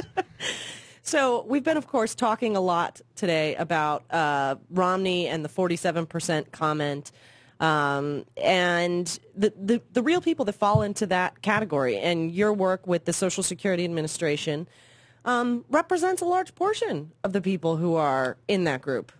I just want to correct you briefly. I don't actually work for the government agency. Social Security Works. I'm sorry. Social Security Works. It's an organization united by the proposition that we should strengthen Social Security, not cut it. So we're looking for ways to enhance and strengthen Social Security's finances and its benefits without cutting it by making millionaires and billionaires pay the same rate as ordinary Americans. Few people know this, but millionaires only pay into Social Security on the first $110,000 that they make. And that's an improvement, because for so many years it was only on the first $90,000. Well, that's right. Actually, it does go up based on increases in the average wage index. That's how that cap goes up. But one thing that is important to note is that I'm already diving into the details here. Go for it. One thing that's sort of important to note now that we're just talking about the cap is that the biggest problem with the cap is inequality, because wages above the cap have been growing so much faster than average wage growth, so that they tried to have the cap cover 90% of earnings in 1983, but it is now down to 83 or 84%, really only because most of our income growth has been above that cap. So it's that's one of our biggest problems. It's really just fixing a loophole and restoring fairness. And it's another way in which Republican presidential candidate Mitt Romney is paying a lower rate than ordinary Americans. He's probably paying less than 0.1% into Social Security every year. Right. And I mean, we've so many people have floated great ideas on how to fix the funding for Social Security, how to make it solvent for an eternal time to come. And there's been a lot of talk about the quote-unquote donut of, you know, leaving that initial cutoff point where it is, but then increasing it again on wages, say, over $250,000 or over $500,000 a year, where those people who may be considered middle class wouldn't be as affected, but those who probably wouldn't miss that small change in their paychecks would actually be able to contribute back into the Social Security pool. What does Social Security Works think about that? Well, we have not endorsed a specific plan, but we are open to and have embraced many members of Congress who have endorsed a similar plan to what you're talking about. Senator Bernie Sanders, for instance, has embraced. We all love Bernie.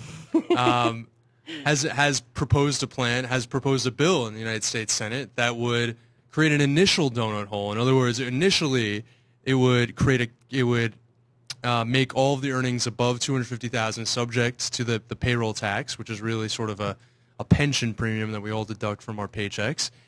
And eventually, so then there initially would be two caps, and then eventually the lower cap, once it would reach $250,000, then there would just be one. And beneath that cap, earnings there would remain a cap, but earnings below the cap would be counted towards a person's benefits and tax, and earnings above it would just be taxed. So that means that we wouldn't be giving millionaires and billionaires multi-$100,000 checks for Social Security if they don't need it. You know, something that a lot of conservatives are always talking about. Why are we giving Warren Buffett a pension check? But it would also ensure that they pay their fair share. Absolutely. Well, Social Security recipients are a large portion of this 47% that Romney now says isn't important. I think that this is a double attack. They have hit the elderly population in our country and, the survivors' benefits, disability benefits, all twice, because they've said they want to cut these benefits. They want to privatize them, create voucher programs for Medicare. And then on top of it, now they're telling them, well, your vote isn't even important. You don't matter. Isn't it adding insult to injury? On so many levels. I mean, where to start, right? I think that the biggest thing here is that Social Security income is taxed above a certain level, but it's really only taxed for seniors making more than $25,000 at all, or it's only treated as income for that purpose.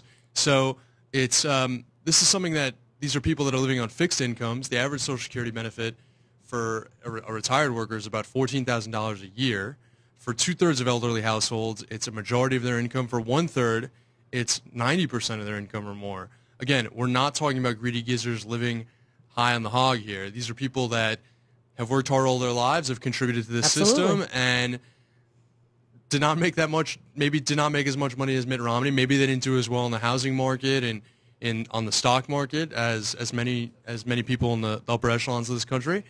And they're now living on benefits that they've earned, and they're living very, very modestly. That's the reason that we exempt so much of Social Security benefits from any kind of income tax. I think that it's funny almost, because in the past Republicans have made that a huge talking point. Well, they're even going to tax your Social Security benefits, because it's sort of part of their anti-tax mantra.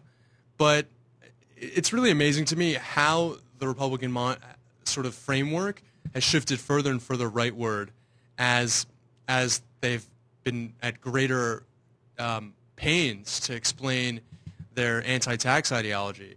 I mean, right now, I think the biggest reason that they're pursuing sort of this idea that there are these freeloaders in the system that don't pay federal income tax is because they want it as leverage against the ultimate possibility that we're going to raise rich people's taxes. And so what we're facing as American citizens is the possibility that at a time when the richest 1%, when there are thousands of millionaires that also pay no federal income tax, right? And for all we know, Mitt Romney could be included in that number.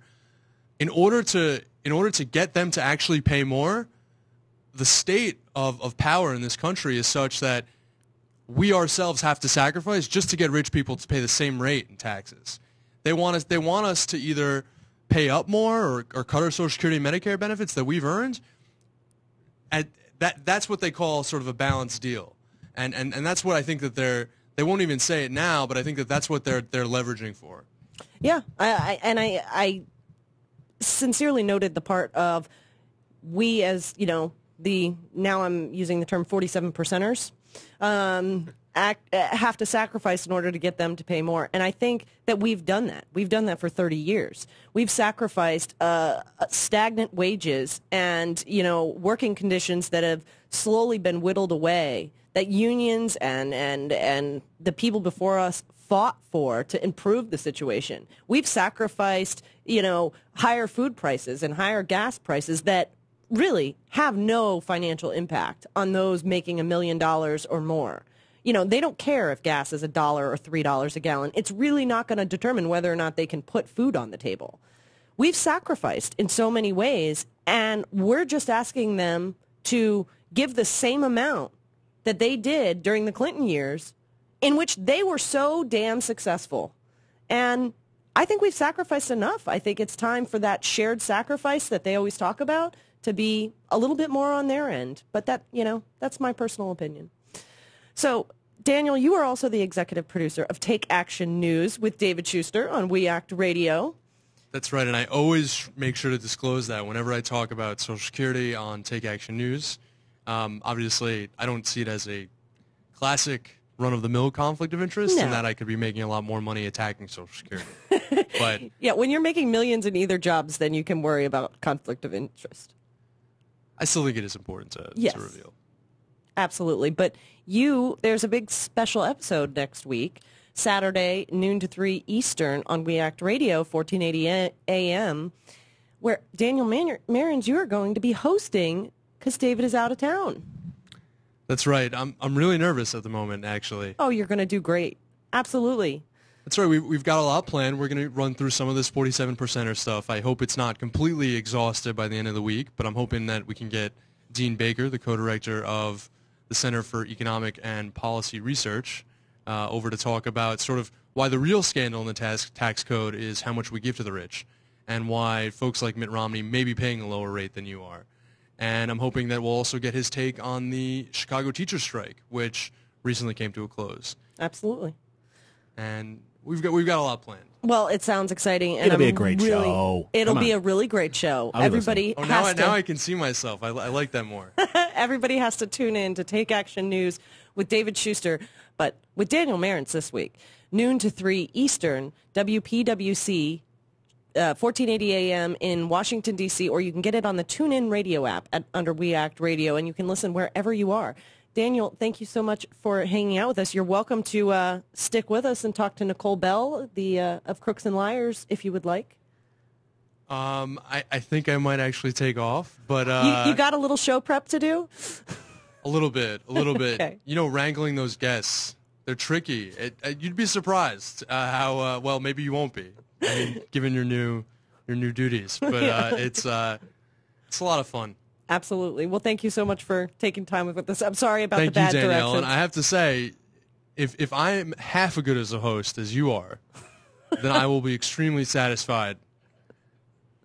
Oh, you're making me blush. I'm going to turn the same color as my T-shirt now. Thank you, Daniel, so much. Daniel Marans, everybody, at Daniel Marans on Twitter. Of course, as always, all the links will be up with the blog post after the show.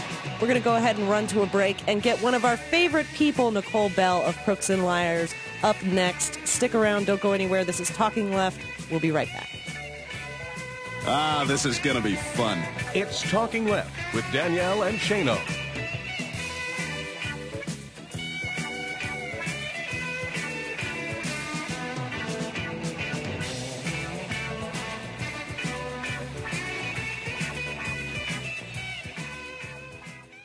A message from our corporate governmental media establishment.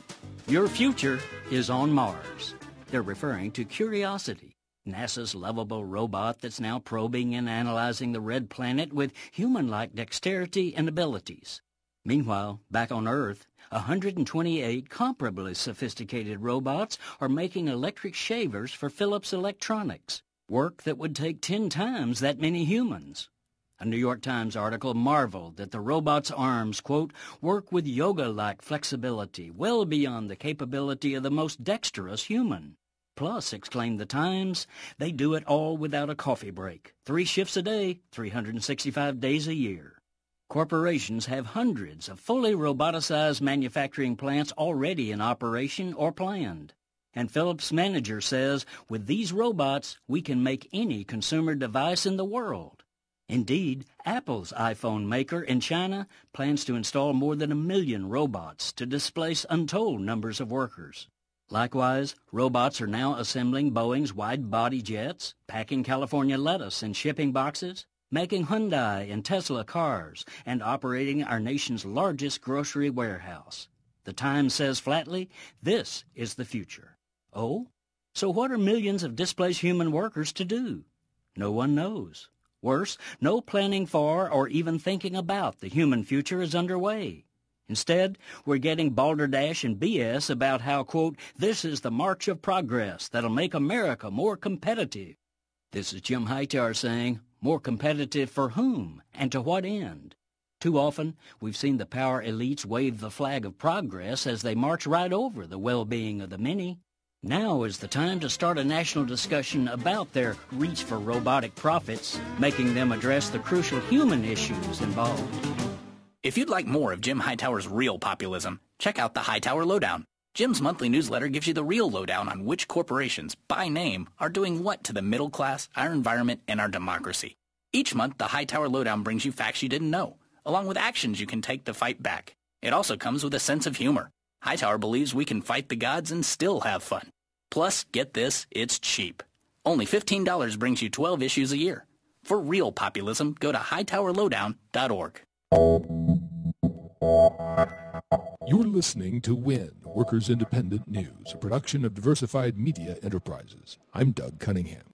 Chicago Mayor Rahm Emanuel has asked a circuit court to order striking teachers in Chicago to return to the classroom. Jesse Russell reports. Emanuel said on Monday that the strike is illegal, as the teachers are only allowed to strike over financial issues, but they're striking over recall rights, evaluations, and classroom resources. However, the court failed to schedule any arguments in the case and said the earliest a decision could be made is Wednesday. That means unless an agreement is reached today or tomorrow, that the earliest students will likely be back in class would be Thursday. The strike is now in its second week. Union delegates had asked for more time to review new terms reached in the contract this weekend. Chicago Teachers Union President Karen Lewis released some details of the new agreement. Under the new contract proposal, the school board moves away from merit pay, provides a 3% increase in the new school year and 2% in the next 2 years. Evaluations won't impact tenured teachers in the first year. Teachers will be allowed to file an appeal of any evaluations. And the Chicago Public Schools will hire 600 more teachers to help cope with a longer school day and address issues concerning limited arts, music, foreign language, and other enrichment classes. A female disabled military veteran accosted and arrested by Wisconsin Capitol Police as she left the daily Solidarity Sing-Along protests is urging people to come to the Capitol and assert their First Amendment rights in the face of a Governor Scott Walker-directed crackdown on dissent.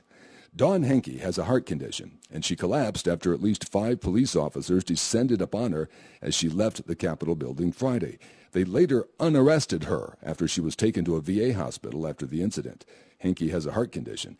She says it's vital for people to come to the Capitol in defense of the Bill of Rights, even in the face of a police crackdown.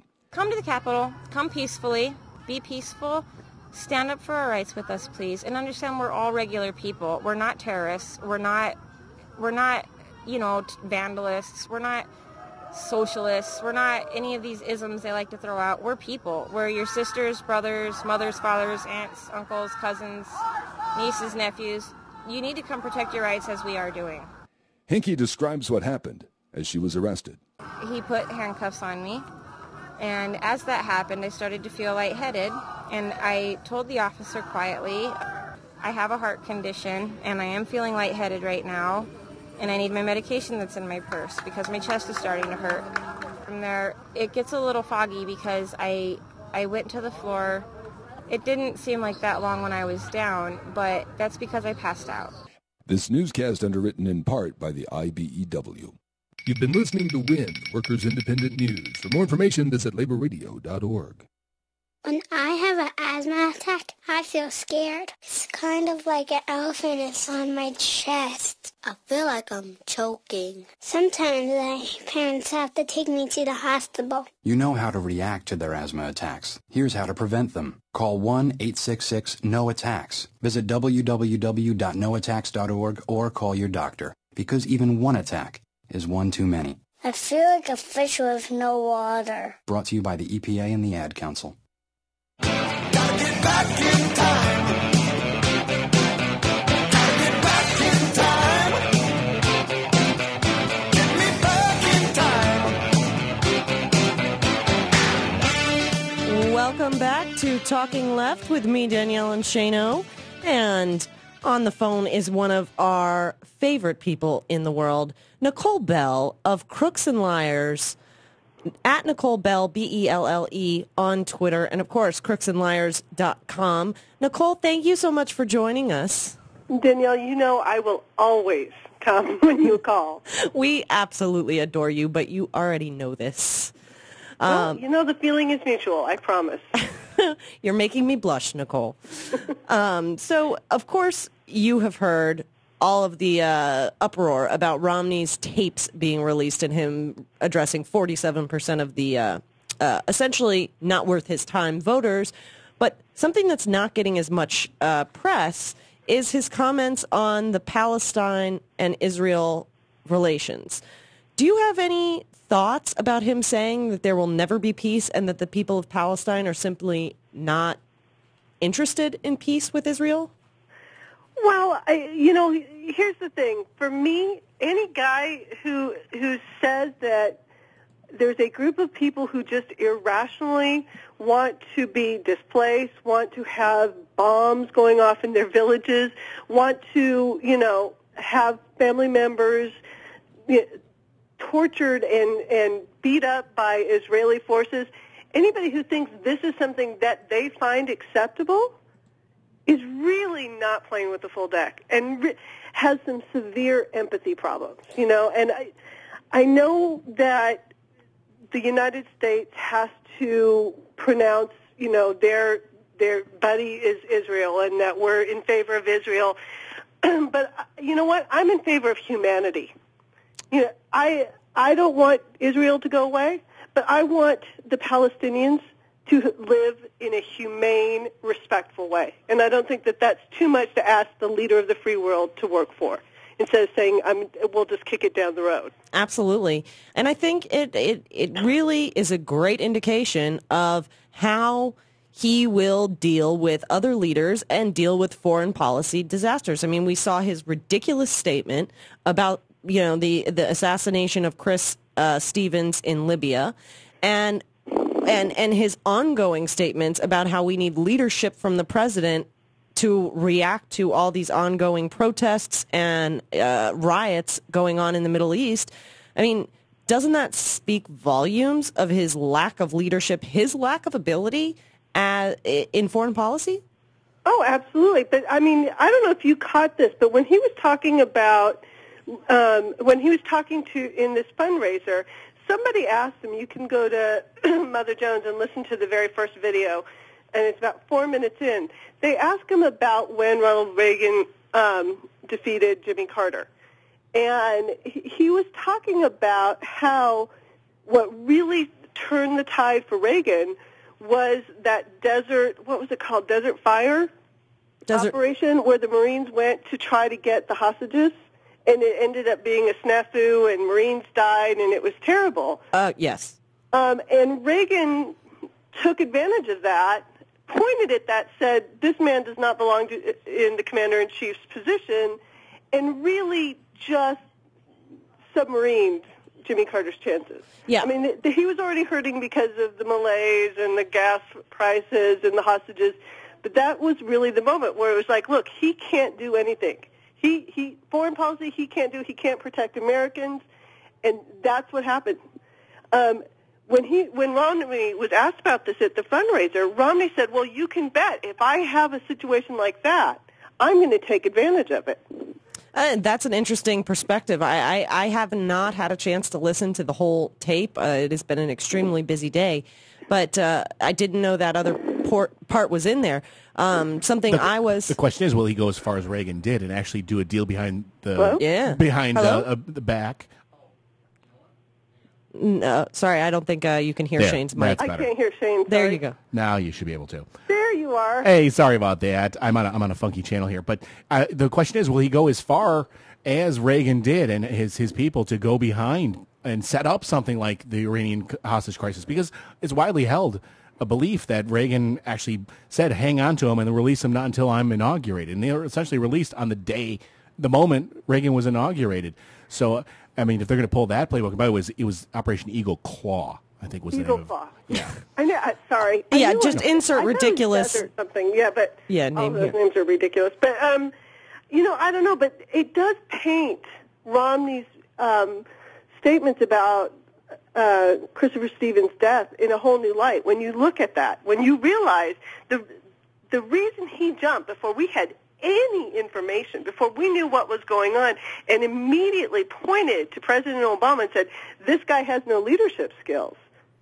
It's definitely something I hadn't considered. My theory on that before learning what you just told me was that the very day before, Rush Limbaugh and Sarah Palin and some of the more ridiculous members out there on the right were out there telling him he needed to go on the attack. He needed to make the attack on Obama personal.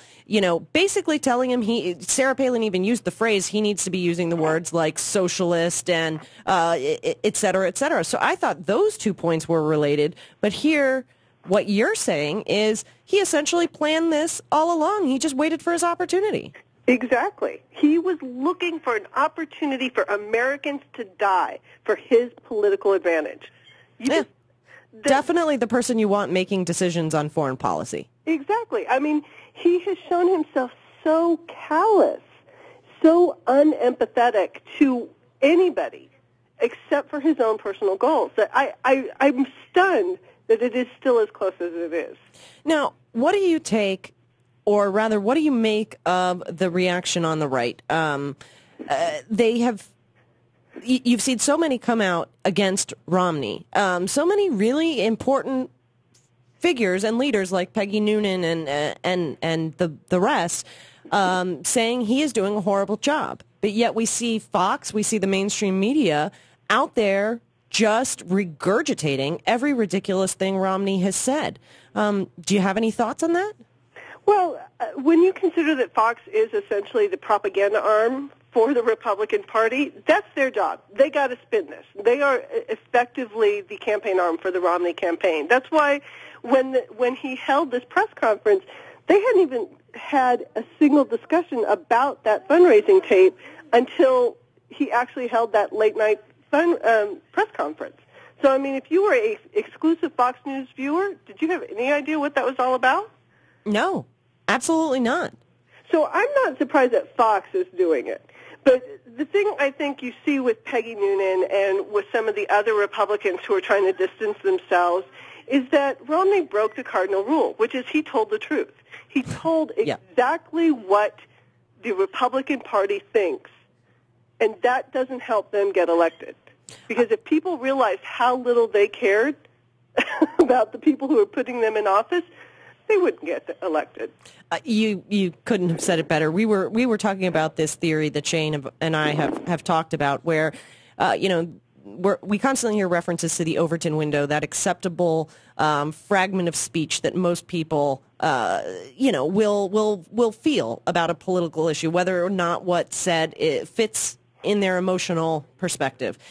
And we keep hearing that Overton window has moved farther and farther and farther to the right.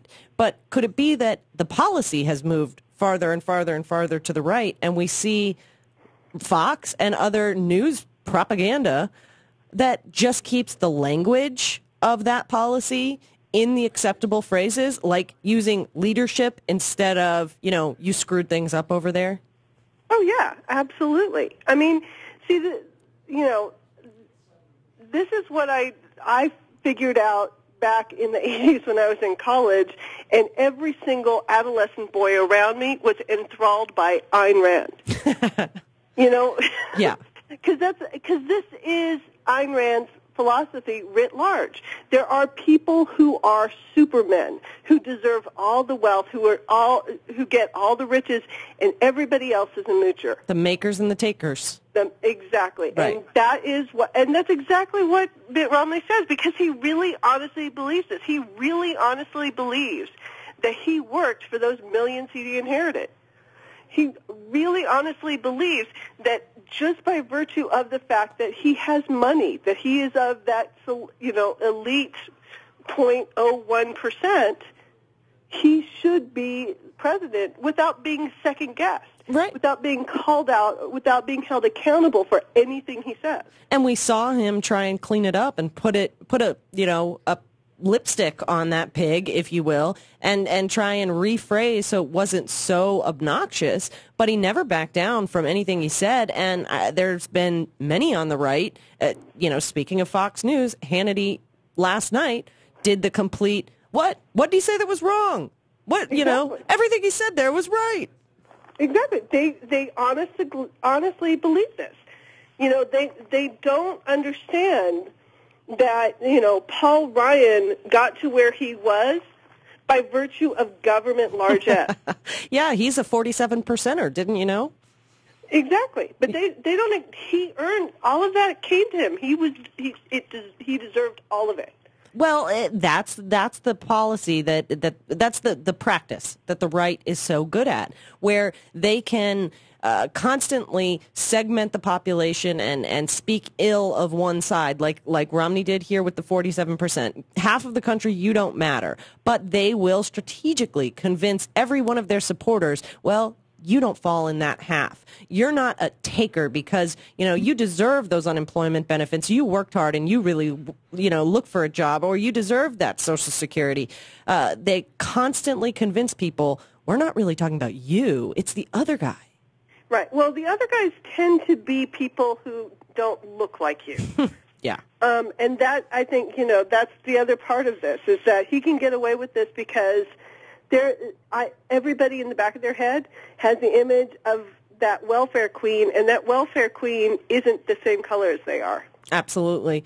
Well, just for kicks, Nicole, because I know you would get a laugh out of it as much as I did you have any thoughts on them sending Paul Ryan out as the cleanup crew, being the one to advocate for the social safety net? I just think that they are completely and utterly tone deaf. Yeah, Paul Ryan?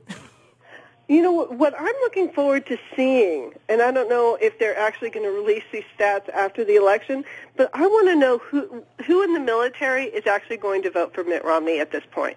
Because not only did he diss them at his convention and just ignore them altogether, then he sits there and he calls them moochers. He calls them good for nothing in this 47% speech. Well, and one thing that's not being pointed out about him ignoring them at the convention is he didn't just ignore them at the convention. He cited that the reason he didn't talk about him at the convention is because he had the speech at the Veteran of Foreign Wars, dinner or speech, what have you. He didn't talk about them there. He spent the whole speech there criticizing President Obama and saying how President Obama had no leadership and how the economy really affected military. That's what he spent that whole speech talking about. So he didn't just screw them at the convention. He screwed them at their own event. Well, there was apparently a video made that was supposed to air during the convention, but, because they compressed the convention from 4 days to 3 days, things had to get cut. And they opted to put in Clint Eastwood instead, because that video was supposed to go in that final day right before Romney's acceptance speech. And comedians everywhere thanked them. I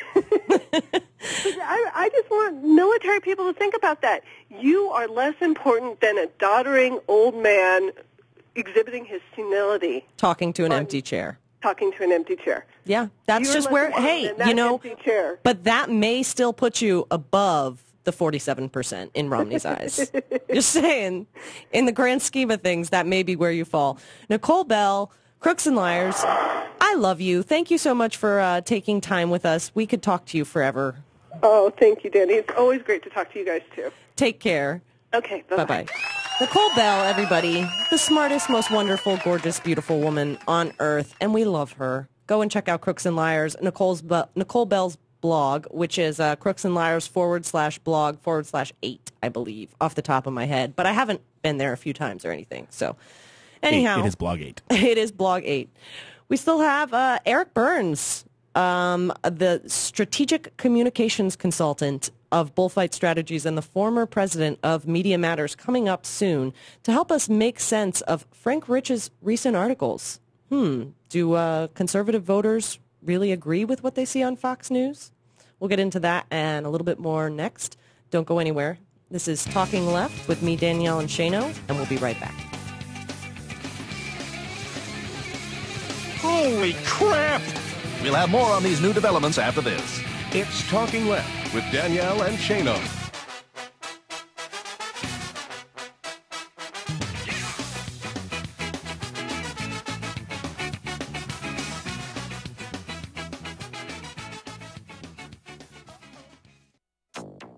It's Tuesday, September 18, 2012.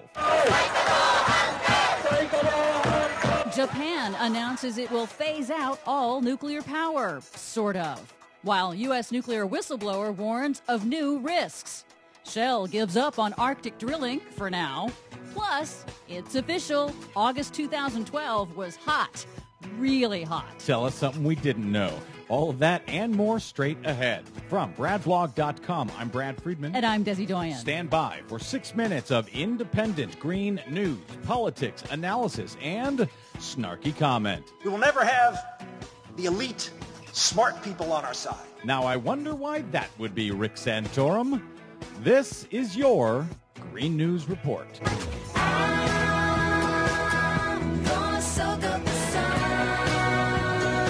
Okay, Des, Rick Santorum thinks the smart people will never be on the Republican side. Yeah, I wonder why he thinks that. Why would that be? Maybe it's got something to do with the anti-science, anti-logic, anti-education, anti-everything positions that Rick Santorum and his friends seem to hold. Yes, that smart people obviously can see right through. Anyway, what do you have for us today, smart person Desi? Well, it's official. August 2012 was the fourth hottest August on record for the entire globe. Again, that's the fourth hottest since record keeping began in the 1880s. And this past August was the 36th August in a row where the average global temperature has been above the average for all of the 20th century. So this August was the fourth hottest August for the world and the third hottest August for the United States. Now, just in the U.S., each of the last 15 months have seen above average temperatures, and that's for the first time in 117 years of record keeping.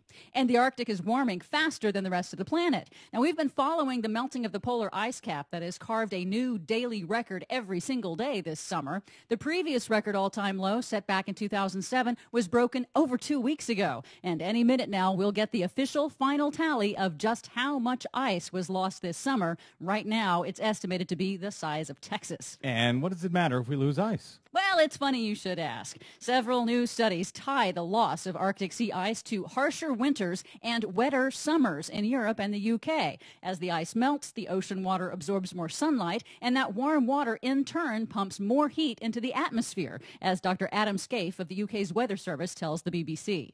That has an important effect on the jet stream and the storm track that impinges on Europe and can change the weather on seasonal timescales. That slowing down of the jet stream he described is also changing weather patterns in the U.S. More slow-moving storms bringing rain or snow that will stall and dump even more precipitation. Heat waves can stall as well, like the prolonged heat dome that caused this summer's record heat wave and record drought across the U.S. But the Arctic remains a harsh environment. Royal Dutch Shell announced on Monday it is halting its Arctic offshore drilling adventure for now and will try again next year. After major setbacks with their equipment, Shell ran into even more problems once they got to the Arctic, like a 30-mile-long ice floe that wanted the exact spot held by Shell's drilling platform. Was there drilling up there, which I know the U.S. Coast Guard was against because they said we can't help you out in a spill. We have no resources up there. Right. But was the drilling affected by the melting ice in the Arctic and the additional ice floes that are now floating around up there? Oh, indeed. It is very dangerous to get slammed into by a gigantic iceberg, as the Titanic found out.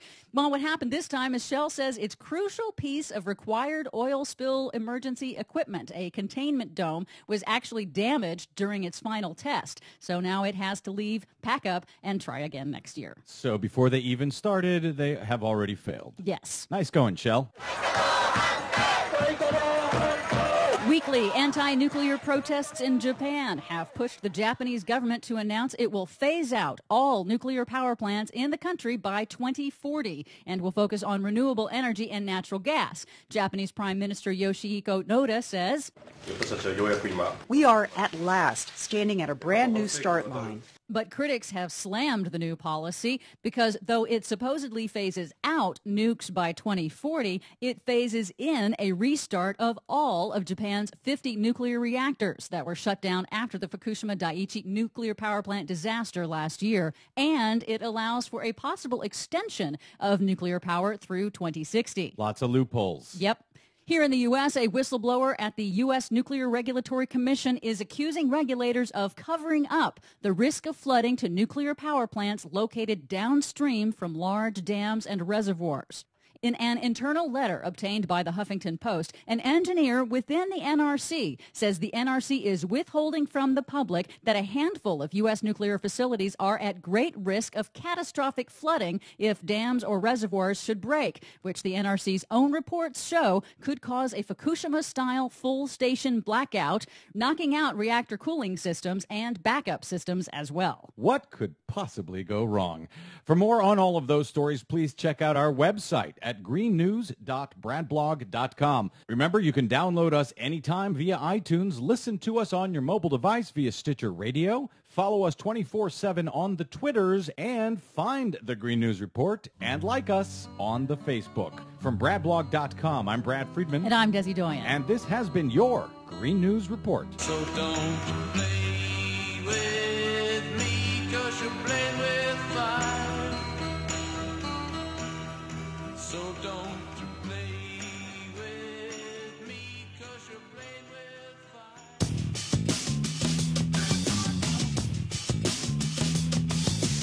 CNN, ESPN, ABC, BCB, TNT, but mostly BS.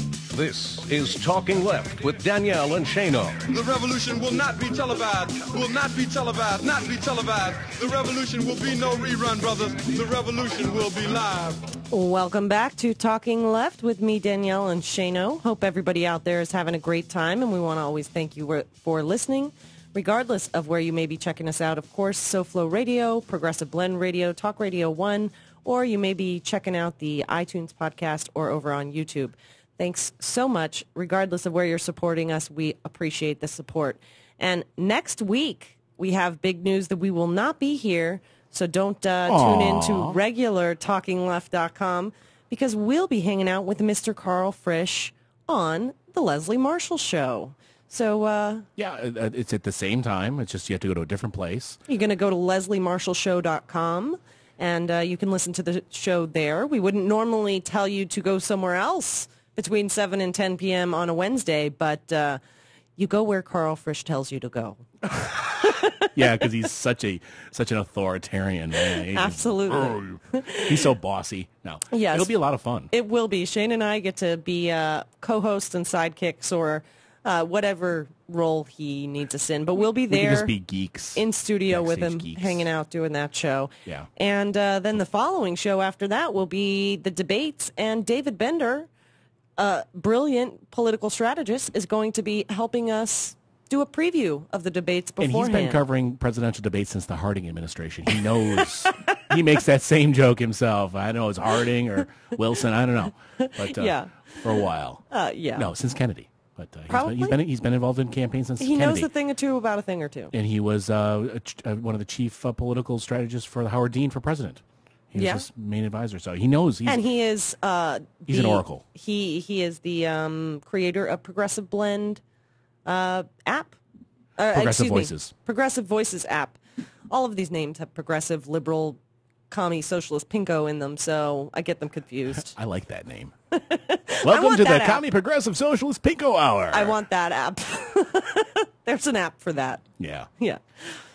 Okay, so we still have Eric Burns, former president of Media Matters, coming up in just a few minutes, and he's going to help us get into the political aspect of Romney's campaign, Romney's recent statements, and, the right's reaction, how they're dealing with it.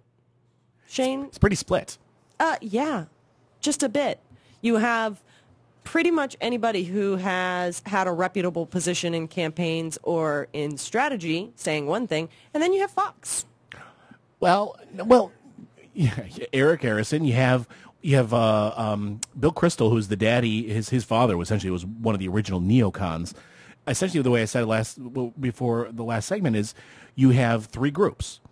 You have the Fox News is just trying to tamp it down. You have the crazies on the radio who are saying, hell yeah, go with that, louder, faster. I love it. Oh, more, faster, more, bigger, better, more. stronger. And then you have the people who actually have to get elected to office saying, shut the bleep up. Yep. And I have nothing to do with this. And Mitt, who?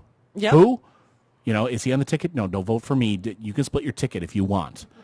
That's Susanna Martinez, Scott Brown. You're seeing them all come out against their presidential nominee. It's quite the an Brown interesting campaign for re-election. Dynamic. Brown campaign for re-election. Losing any voters of the comments.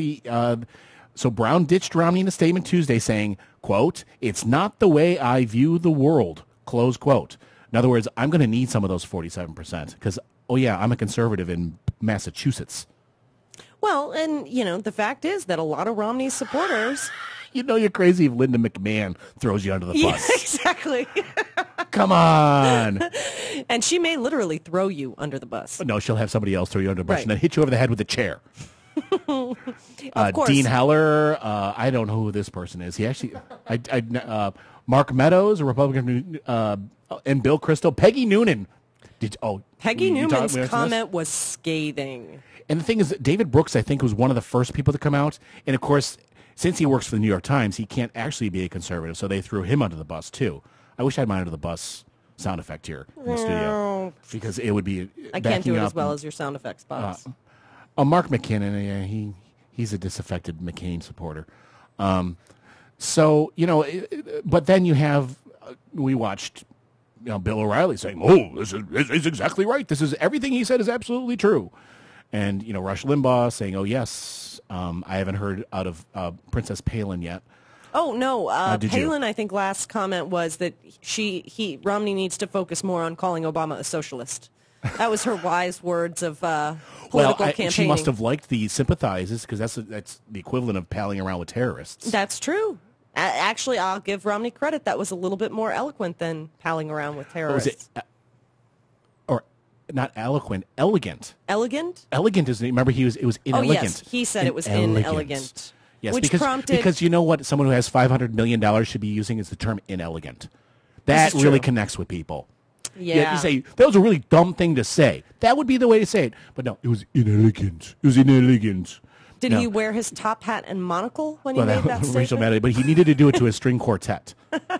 With pillars and robes and people waltzing. Yes. It would be great. His teleprompter was... He was saying inelegant as he looked like inelegant as he looked like he rolled out of bed. He had like bed head. I know, that was the first time I've ever seen Romney with messed up hair. I was like, wow, he's yelling at somebody, get control of this situation. Either that or he's instead of being at a fundraiser, he's at one of those orgies his buddy throws. I'm sorry, although that was funny, I did not think it mattered politically at all. I don't care. I say, you know what? Good for Romney. Go hang out with the people having orgies. That makes He'd get the Ron Paul. Bearing. He'd get the Ron Paul followers. That's right. The porn and pot people would be light it up. Yep, absolutely. But it has no bearing on the political conversation. What he said about 47%, what he said about Israel and Palestine, what Nicole Belle just said. That's amazing. Yeah. What she just. Despite me trying to take her sideways into conspiracy theories. Of course. But those all have a very strong impact in the political discussion. Whether or not the guy whose house it was at liked orgies, I don't really care. I want them to stay out of my bedroom, and I will gladly stay out of theirs. I don't ever want to see anything that goes on in Romney's bedroom. That would be really, really creepy to wake up and there's Mitt Romney. Pretty much. But what does it mean politically? What does all this mean for him politically? Well, question one is, how long is this going to last? Right. We're still talking about it. We're weekly, though. We're a weekly show. We only do a show once a week. The question is, will this still be... The thing is, I really believe it will die down unless he propels it as part of a greater narrative. And right now, the far right is allowing that to happen. As they keep talking about it, saying more and more and more, it will propel the story. I think he'd really like it to go away. Yeah, I say good for you, Fox. You help Romney all you want. Propel that story. Make sure every person in America hears that tape and hears your side of it. Absolutely. But there's no more there in terms of talking about it. We've dissected it. I agree. We've extrapolated out to its almost insane, trying to, break it up into 4 different parts and seeing if they overlap. That's what more can you do with this other than say, we could go back to Michelle Obama, being president doesn't change you. It reveals who you are. We can say the same thing, I guess, of running for president. Well, it makes me wonder if he'll just move on to the next gaffe.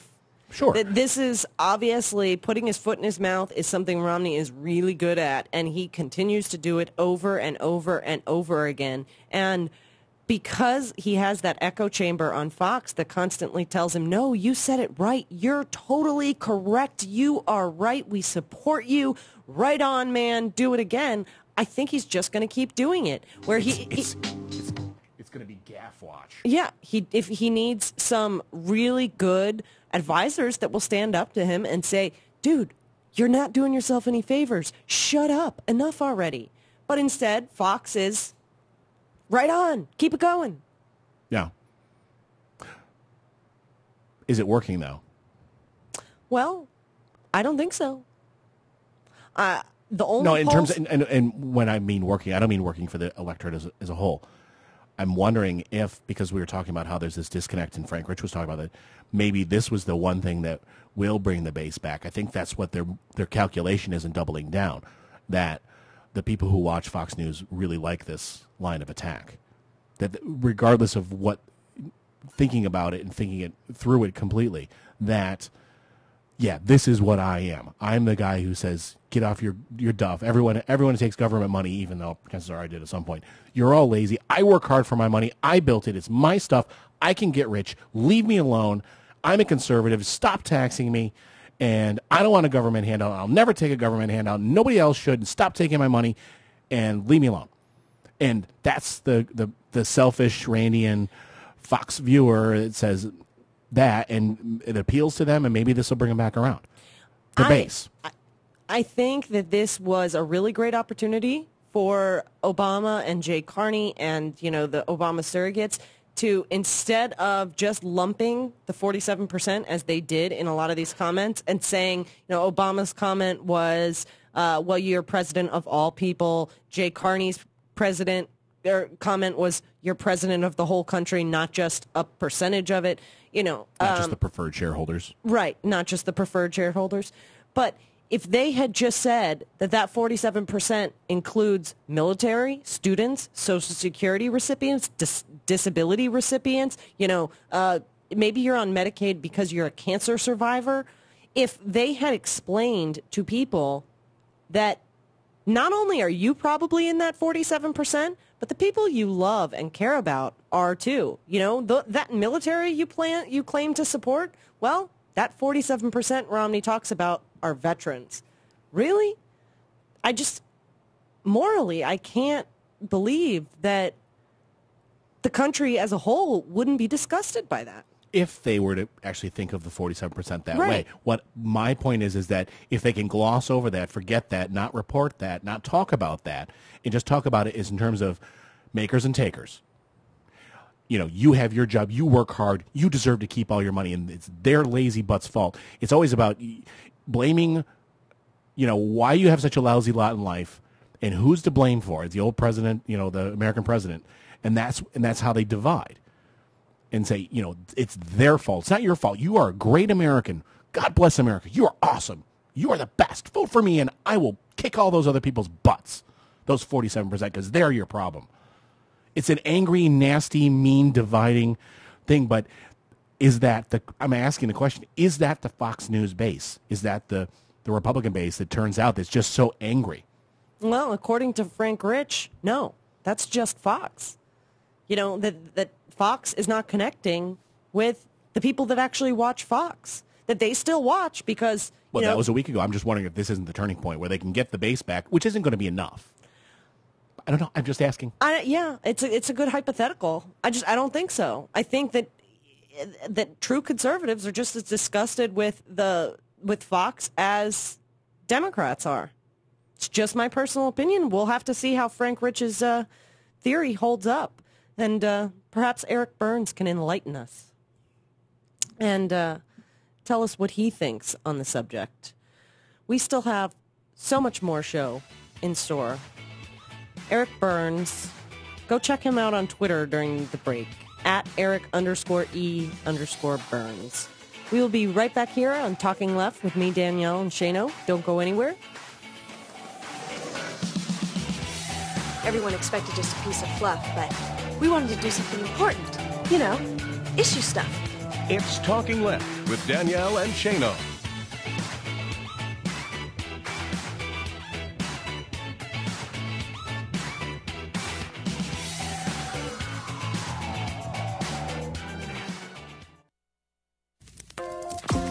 Hi, friends. This is Tom Hartman. This is Stephanie Miller. Hey, this is Hal Sparks. I'm Brad Friedman. I approve of Nicole Sandler's RadioOrNot.com. Radio or Not. Radio or Not. RadioOrNot.com. RadioOrNot.com. RadioOrNot.com. RadioOrNot.com.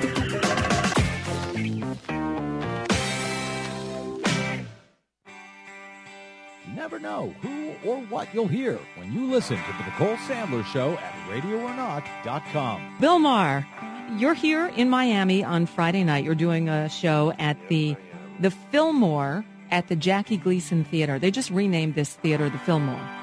and they put up a couple of psychedelic posters. So I guess... Was it the theater Jackie did his TV show? Yes. Oh, wow. What I hear they did is put up 2 of those old Bill Graham posters and renamed it. Yeah, I can't think of 2 different icons of show business. Yeah, really. Bill Graham and Jackie Gleason.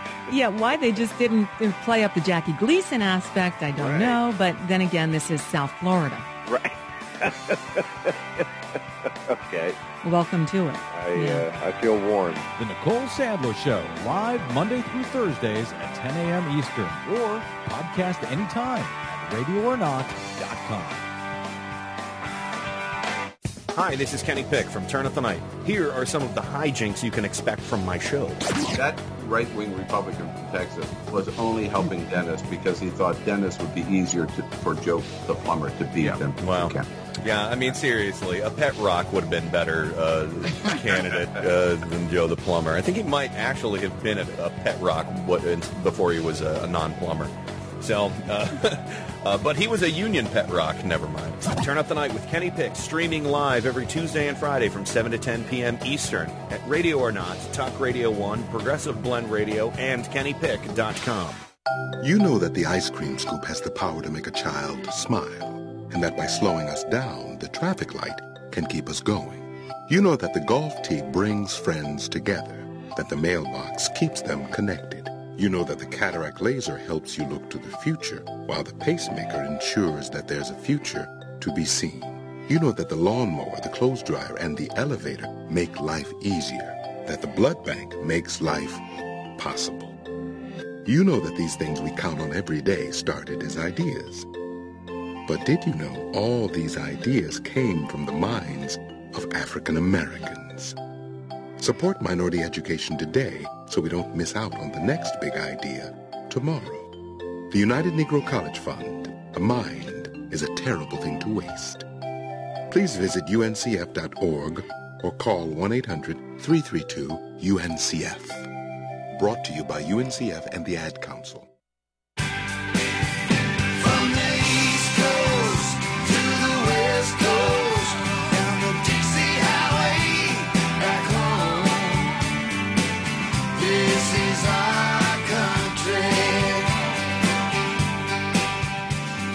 Welcome back to Talking Left. This is our country, and we're helping to fight to take it back in what little way we can. Unfortunately, people like Representative Daryl Metcalf, he's a Republican in Pennsylvania, would say that we don't have the right to fight because we're just lazy. Shane, you have a great clip of him. Yeah, he is a Pennsylvania a Republican. He actually was talking about this whole thing with Romney, but it came into Pennsylvania. We talked with Brad Freeman last week about voter ID laws and things like that, and he kind of extrapolated out from there. Ultimately, the burden isn't on the state to make sure that every individual does what they do to get their ID card. I mean, individuals have certain responsibilities in securing their ID. They have to present the documents needed. The state doesn't have that burden. I think the individual does, and I think it ultimately is a great travesty of justice to violate the rights of millions to have their legally cast vote protected for the special interests of a few individuals that are too lazy to get out there and get done what they have to get their ID card. Okay, are you absolutely convinced, and do you have assurances, and can you give us assurances that the methods to implement this law are effective and will in fact make sure that no legitimate voter will be disenfranchised? Yes. I don't believe any legitimate voter that actually wants to exercise that right and takes on the according responsibility that goes with that right to secure their photo ID will be disenfranchised. We have, as Mitt Romney said, we have 40-some% of the people that are living off the public dole, living off of their neighbors' hard work, and we have a lot of people out there that are too lazy to get off and to get up and get out there and get the ID they need. So, if individuals are too lazy, the state can't fix that. There you go.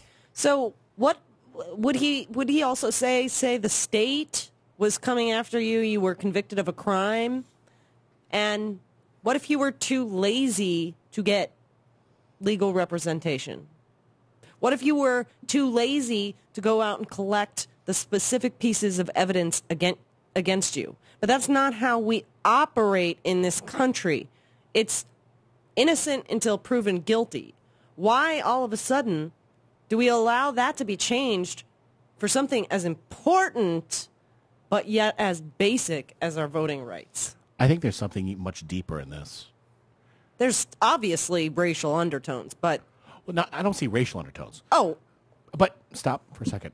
47%, he is doubling down, saying not only the 47% too lazy to work, they're too lazy to get an ID. So Mitt Romney never said the word lazy. This guy brought it full circle, completed the puzzle. That, I mean, Mitt Romney went 90% of the way there. He went all the way there. Well, and it really makes you wonder after the Secretary, was it the Secretary of State of Pennsylvania that said he was going to, that this new law was going to ensure Pennsylvania went to Romney? I was the Speaker of the House, the State House. Yeah, it was Mike Turzai. He said this. Voter ID, which is going to allow Governor Romney to win the state of Pennsylvania. Done. Great. So they admit that voter ID will win Romney the state. He compares 47%, the same 47%. Well, yes, Romney said that they don't pay taxes, but what was his first argument?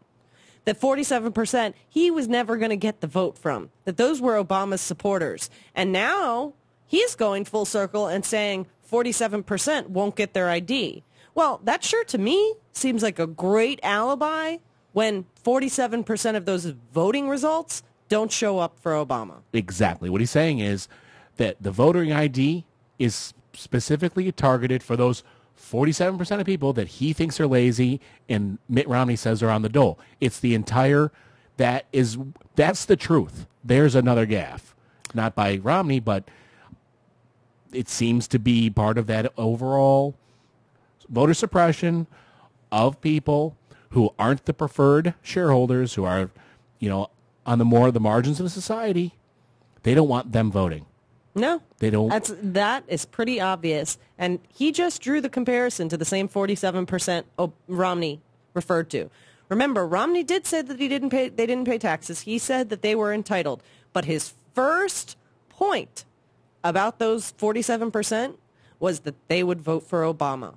And this Daryl Metcalf just said that that same 47% will be too lazy to get an ID. Wow. The right never stops. Thankfully, Eric Burns will help us make some sense of it. He's going to be coming up next right here on Talking Left with me, Danielle and Shano. Don't go anywhere. Hey, this is Hal Sparks from the Hal Sparks radio program Mega Worldwide, and you're listening to Talking Left with Danielle and Shano.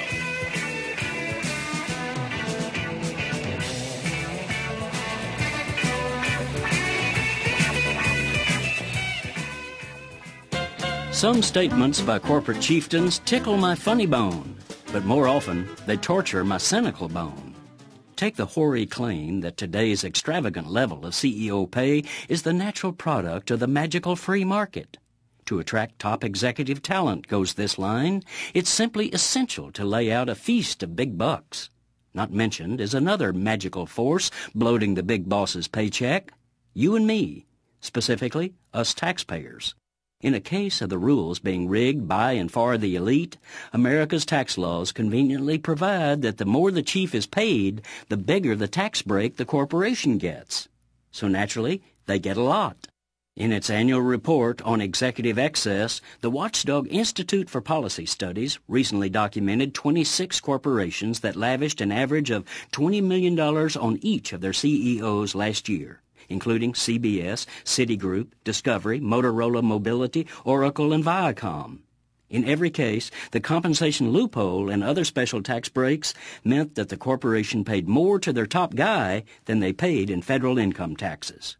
In addition, thanks to the Bush tax giveaways to the uppermost upper-income takers, more than half of last year's 100 top-paid CEOs were able to dodge at least $1 million each in personal income taxes they otherwise owed to support the public services that benefit them. The honcho of oil and gas fracker ConocoPhillips, for example, got nearly a $7 million tax subsidy from us on his 2011 pay of more than $145 million.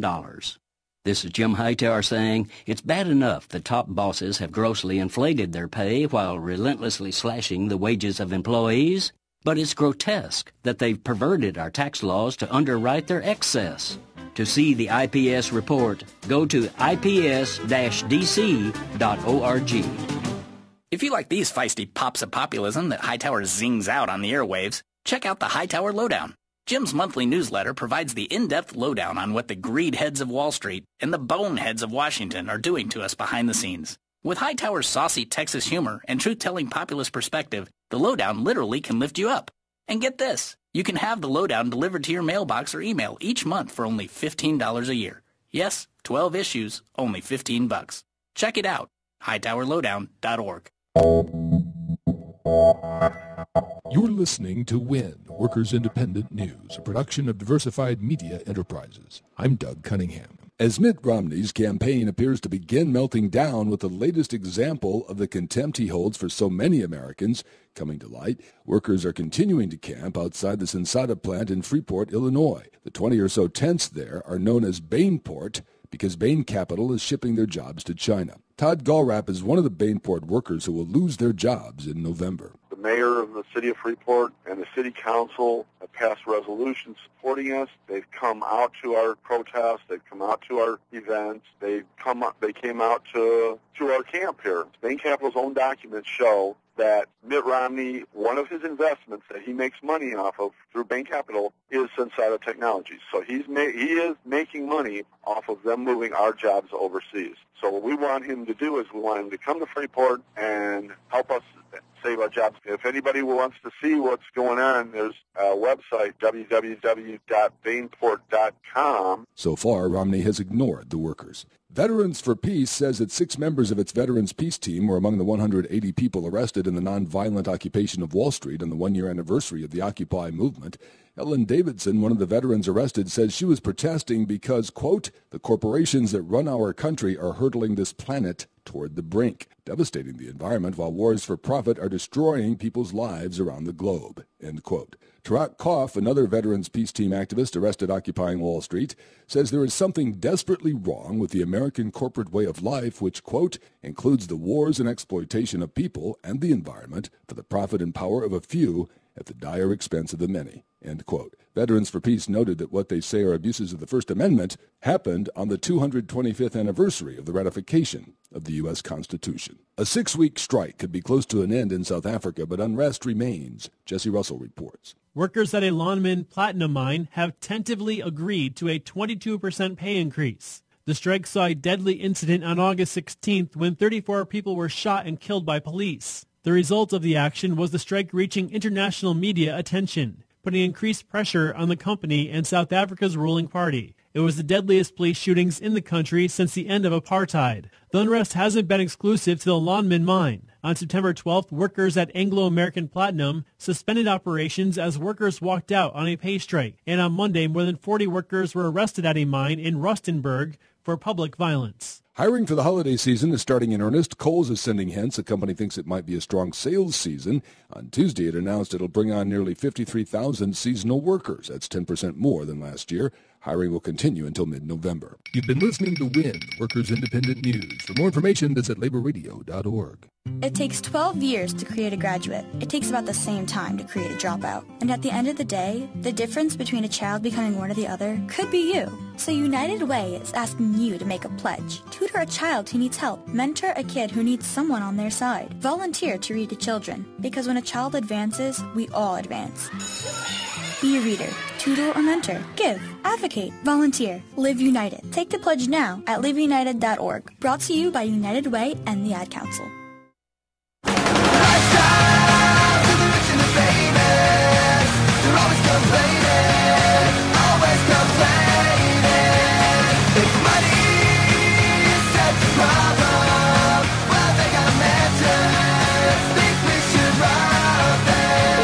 Welcome back to Talking Left with me, Danielle, and Shano. We are so excited to announce our next guest, the one, the only, Eric Burns, strategic communications consultant at Bullfight Strategies, the former president of Media Matters for America. Eric, thank you so much for taking time with us. Hey, Danielle, Shano, thank you guys for having me. Shano says we have your jingle. All right. Eric Burns of Bullfight Strategies live with us. Excellent. He is the only man to ever ace a Rorschach test. And he is delightful. Eric Burns. Okay, Mr. Burns, what's your first name? Bullfightstrategies.com. Every brilliant mind deserves his own jingle. Eric, how are you tonight? I'm doing great. How are you guys doing? We're doing great. Thanks so much. Basking in the glow of Romney's campaign coming to a screeching decline. Yeah, absolutely. I feel like, especially after years of, tracking the craziness that we've seen from the right, at Media Matters and now at Bullfight Strategies, Romney's, unbelievable statement at that fundraiser is almost like the best articulation of what, conservatism really is about in America today. Absolutely. The belief that, the poor should just be allowed to get poorer and the rich should just be allowed to get richer, to sum it up easily. You are such an expert on the media and how the right sometimes goes out of their mind. And in this case, we're seeing so many in the media, in the mainstream media, back him up on these comments and support him, while at the same time we're seeing really important voices in the conservative movement, like Peggy Noonan, come out adamantly against how Romney's behaving. What do you make of that? Well, it's interesting, Danielle. They, usually the right moves in lockstep, and this is a situation where they clearly have not. I mean, there are conservatives that are backing him up very, very aggressively, like Eric Erickson, and really credible voices out there. Yeah, exactly. Dana Loesch and of course, Laura Ingraham, and then others, are throwing him under the proverbial bus, as I think any decent American should be. And I think it just really speaks to how befuddled the right is by what he said, because there just really is no good explanation. And I'm sorry, but inartfully worded is just not going to cut it. That's what I think was kind of, Tuesday, or yesterday rather, the explanation of choice by a lot of Republicans. Oh, well, it was inartfully worded. Well, no, it actually goes much deeper than that. I don't know how you can, if anyone who's read the statement, especially the last sentence, or the last two sentences, which I think are so devastating, where he basically says it's not, after he excoriates half the country as being victims, says, it's not his job to worry about those people, and that he'll never convince them they should take personal responsibility or care for their lives. You just can't walk that kind of thing back, Danielle. Yeah, being just a word of advice to very wealthy white guys out there, you probably don't want to use the term "those people" like ever in general, but you especially don't want to do it when you're running for president. No, and it's what makes this all so shocking is that this is not like it's like Ross Perot, where this is the first campaign he's ever really run. I mean, he was governor of California, or governor of Massachusetts. He's run for president before. He's been running this campaign for God knows how many years. We're all so sick of it. And I think we really, though, saw him at his what appears to be his true self at a moment where he knew he wasn't on TV, didn't think he was on TV or being recorded. And watching conservatives try to spin their way on this has just been fascinating. I think perhaps most notably, Donald Trump, said, hey, enough apologies. We've seen enough apologizing, and that he probably said what he means, and that's, I guess, in Donald Trump's mind, okay. But Mitch McConnell, the Senate Minority Leader, usually, will give a press avail and take questions, and he set the tone for a lot of other Republican leaders on the Hill, where he came out to the press, made a very quick statement, and took no questions whatsoever. Yeah, they see the fallout, and I think they don't want to have to come out openly against their potential, presidential candidate. But Eric Burns, as a strategic communications consultant, such a perfect fancy title for you, do you think that there is any chance the campaign can recover from this? I mean, is this the same as Obama slipping and saying that Pennsylvania voters cling to their God and their guns? I think this goes well beyond anything. I mean, it's way beyond anything close to that. And a lot of folks have tried to kind of compare this comment to that and to that unfortunate comment made by then candidate Obama. And I certainly understand the desire to do so, but we're talking about apples and oranges. Yeah, I mean, I agree. This is an outright condemnation of half of America, and candidate Romney literally saying, "I will not be your president." And I think it's just worth noting that Mitt Romney may be one of those 47% folks who's never paid any income tax, who doesn't pay any income tax. We just don't know. Absolutely. And the fact that, Bain filed for bankruptcy. So if he wasn't, his corporation, which he adamantly has stated is a person, was part of that 47%, as was Paul Ryan for collecting Social Security benefits. Absolutely. I mean, I think I saw a statistic earlier today that more than half of households in America have somebody in their family that they know who, receive some kind of government, benefit, whether it's Social Security or Medicare or Medicaid. And I don't think any of those folks feel like that they are owed. I've never met an American who feels like they are owed, support and housing and food by the government, like it's some sort of birthright. That's just not in the DNA of this country and how people think in this country, Republican or Democrat. And that's part and parcel of the problem. And so to your question about is this it for him? Yes, I think it's absolutely it for him. And I think I've been one of the folks saying this for some time because he's just gotten to the point where, I think Americans are skittish about Mitt Romney, going beyond just the shocking nature of this statement that even Dan Rather said yesterday on MSNBC was something he had never seen the equal to in his history of 50 years plus of covering presidential politics. When you get beyond that, Romney has already shaken the foundation of any trust that voters could have in terms of who he might be as president, with just this long series of gaffes and horrific misstatements, irresponsible jabs at the president regarding foreign policy. Let's not forget his fantastic ambassadorial trip on behalf of the United States over to England, and insulting the Queen. I mean, it just goes on, and this starts to have a cumulative effect for the average voter out there. And just to give you an indication of I think the impact of this, just with this statement alone that he just made, that we found out about on Monday. Gallup did a snap poll today that they released, showing that 1/3 of independent voters are less likely to vote for Romney as a result of hearing this statement. Now, that right there could be fatal to his candidacy. But then there's a much more kind of grim statistic for him coming out of a poll that Yahoo and Esquire just released today that shows that 3 out of 4 Americans feel that they have, quote, little or nothing in common with Romney. Wow. And that's the whole out of touch, the out of touch moniker that is the death knell in American politics. It's what killed George H.W. Bush, Bush 41. People felt that he was out of touch. And I don't know that when you have 75% of Americans asked saying that they don't feel that they have anything in common with the man who wants to be their president, that's a serious problem, and I don't know that you can recover from that in basically, a month.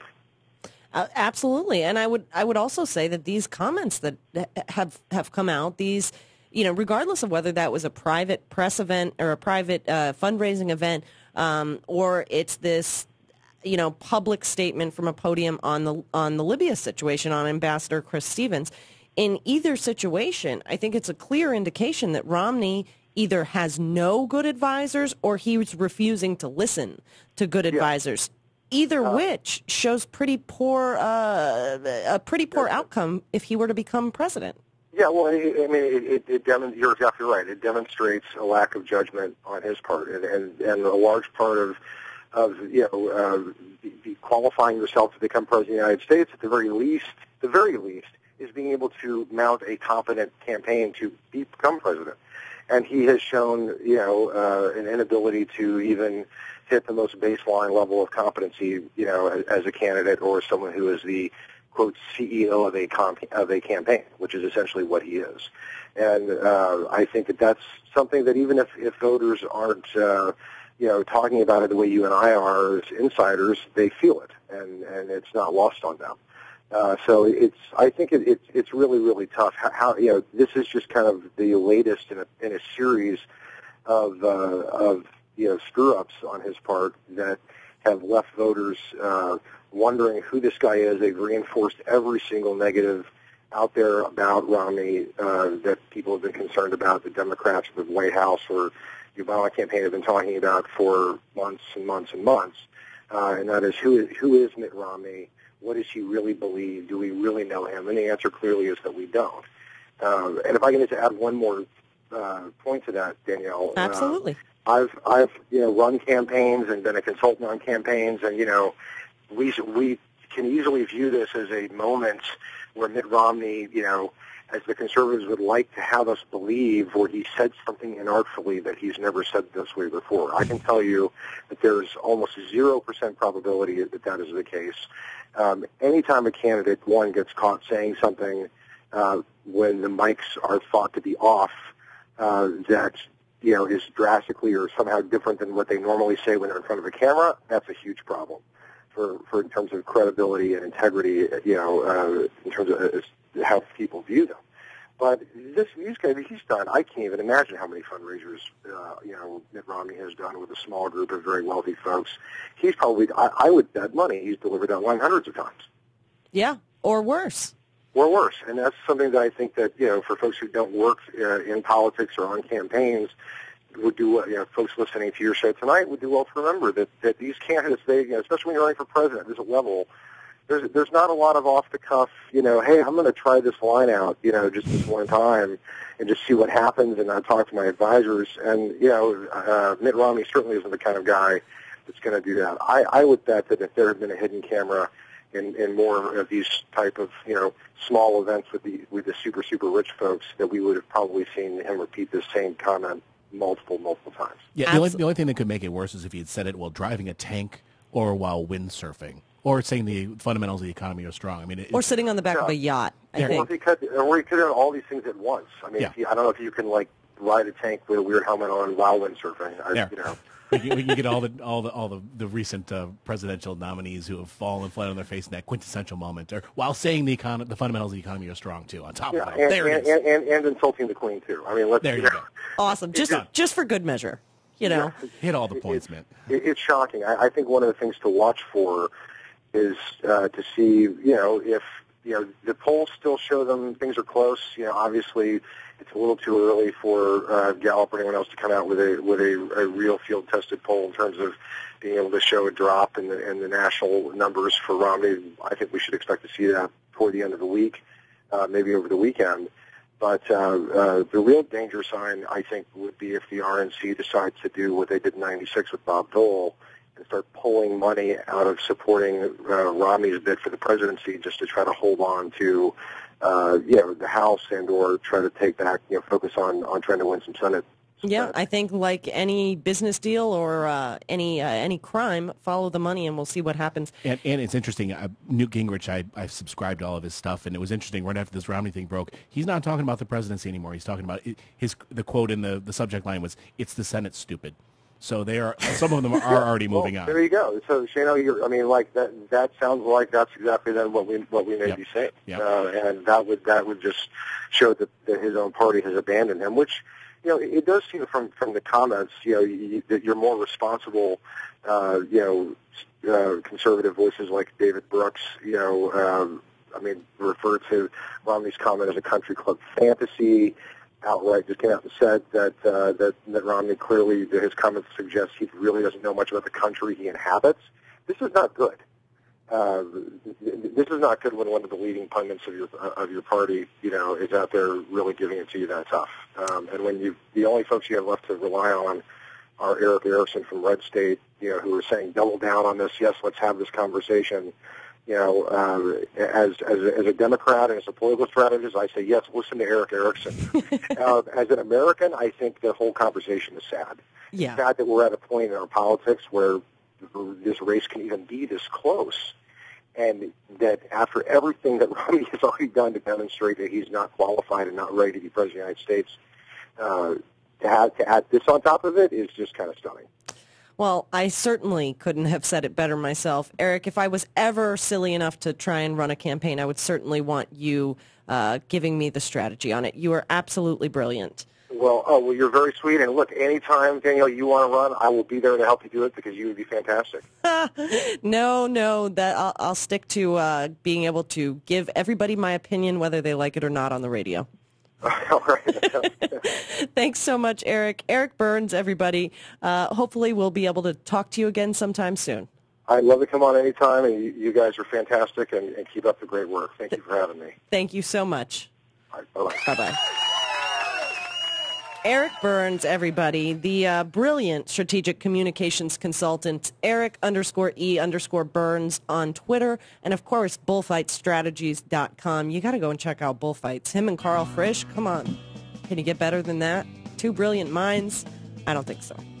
We just got a few more minutes. We're going to wrap up the show, but first we're going to take a quick break, so don't go anywhere. This is Talking Left with me, Danielle and Shano, and we'll be right back. See, that wasn't so bad, was it? Ooh, I gotta say, that was fantastic. It's Talking Left with Danielle and Shano.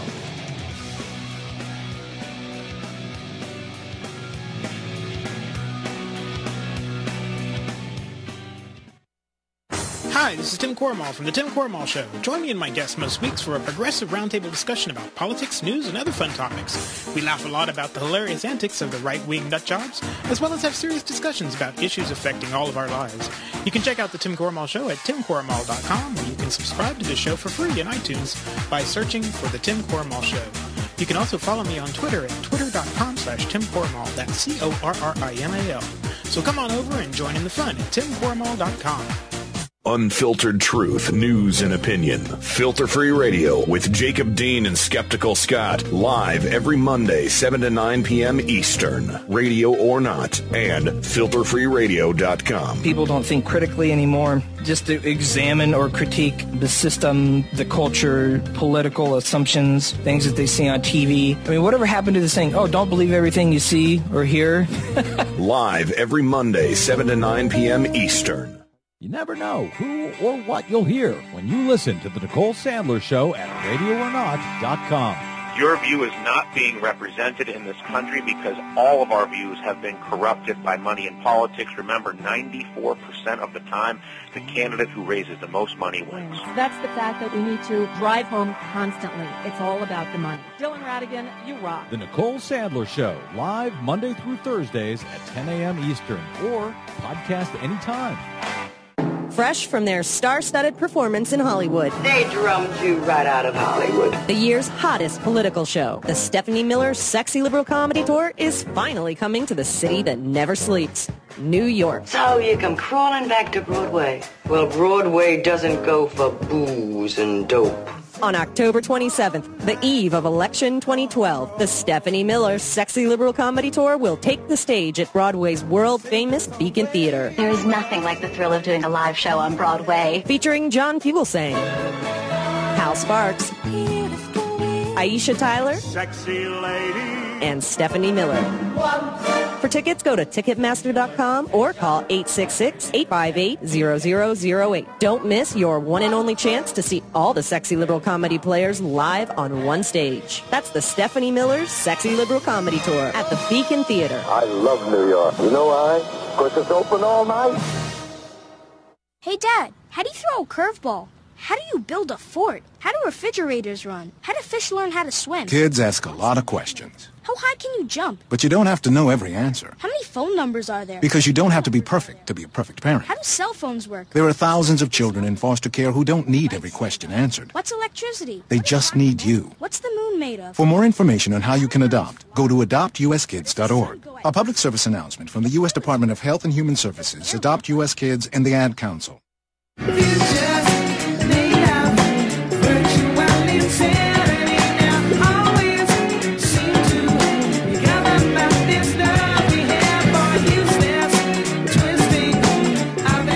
Welcome back to the last few minutes here on Talking Left with me, Danielle and Shano. One last story before we have to wrap things up, just because it's funny. State Senator David Rouser decided that... it's a perfect name for somebody that says stuff like this. Yeah. He's decided that... He's a rouser. The president is a girly man. When we get them in, you know what's going to happen? You're going to see a big change. Yeah. You're going to see, number one, that America is going to be respected again around the world. Sounds like an idiot. You're going to see all this turmoil that's taking place. You're going to see them look up and say, guess what? The American people have spoken, and maybe we need to cut it out a little bit. Maybe we need to tone it down just a little bit, because now we have real men in the White House.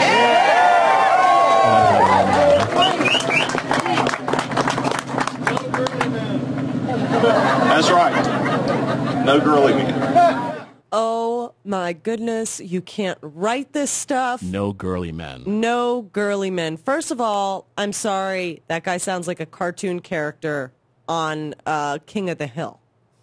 I'm a little more good girly man. Yeah. What you need here is president that aren't girly men, because girly men are stupid. Yeah. You do that way too naturally. Well, you know. Left neck. Every once in a while, you do pull out the South.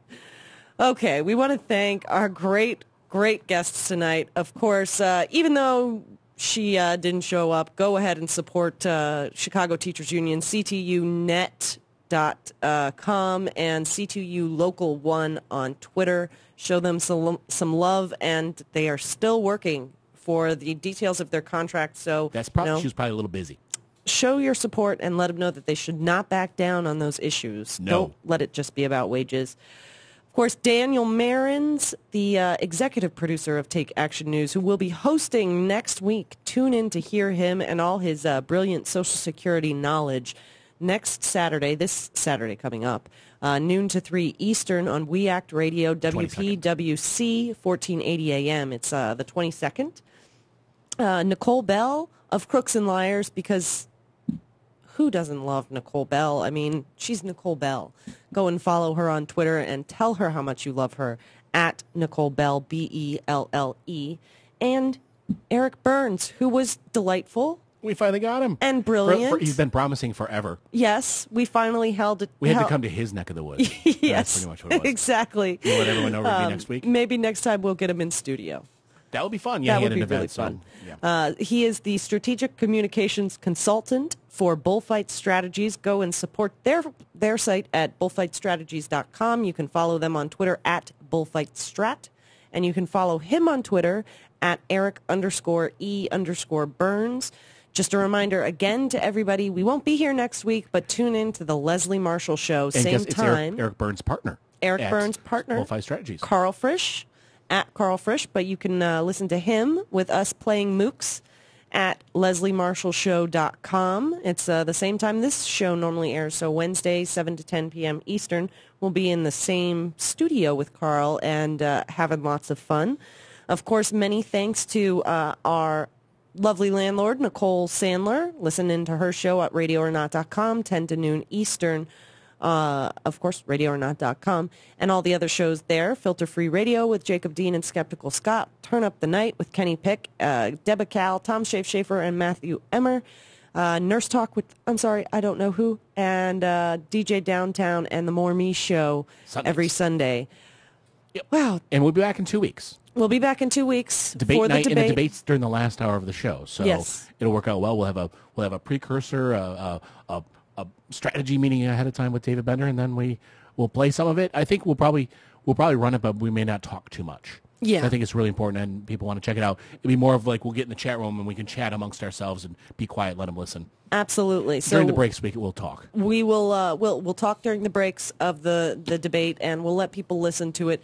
But basically, we'll just be a gathering place so all our good progressive friends can hang out, chat, and listen to the debate together. So we will be back in 2 weeks. Check out the Leslie Marshall Show next week. Many thanks to all our great guests, great stations, and, of course, to you. We wouldn't be here if it wasn't for the listeners. You're the reason we do what we do. So thanks so much, and check us out on Leslie Marshall next week.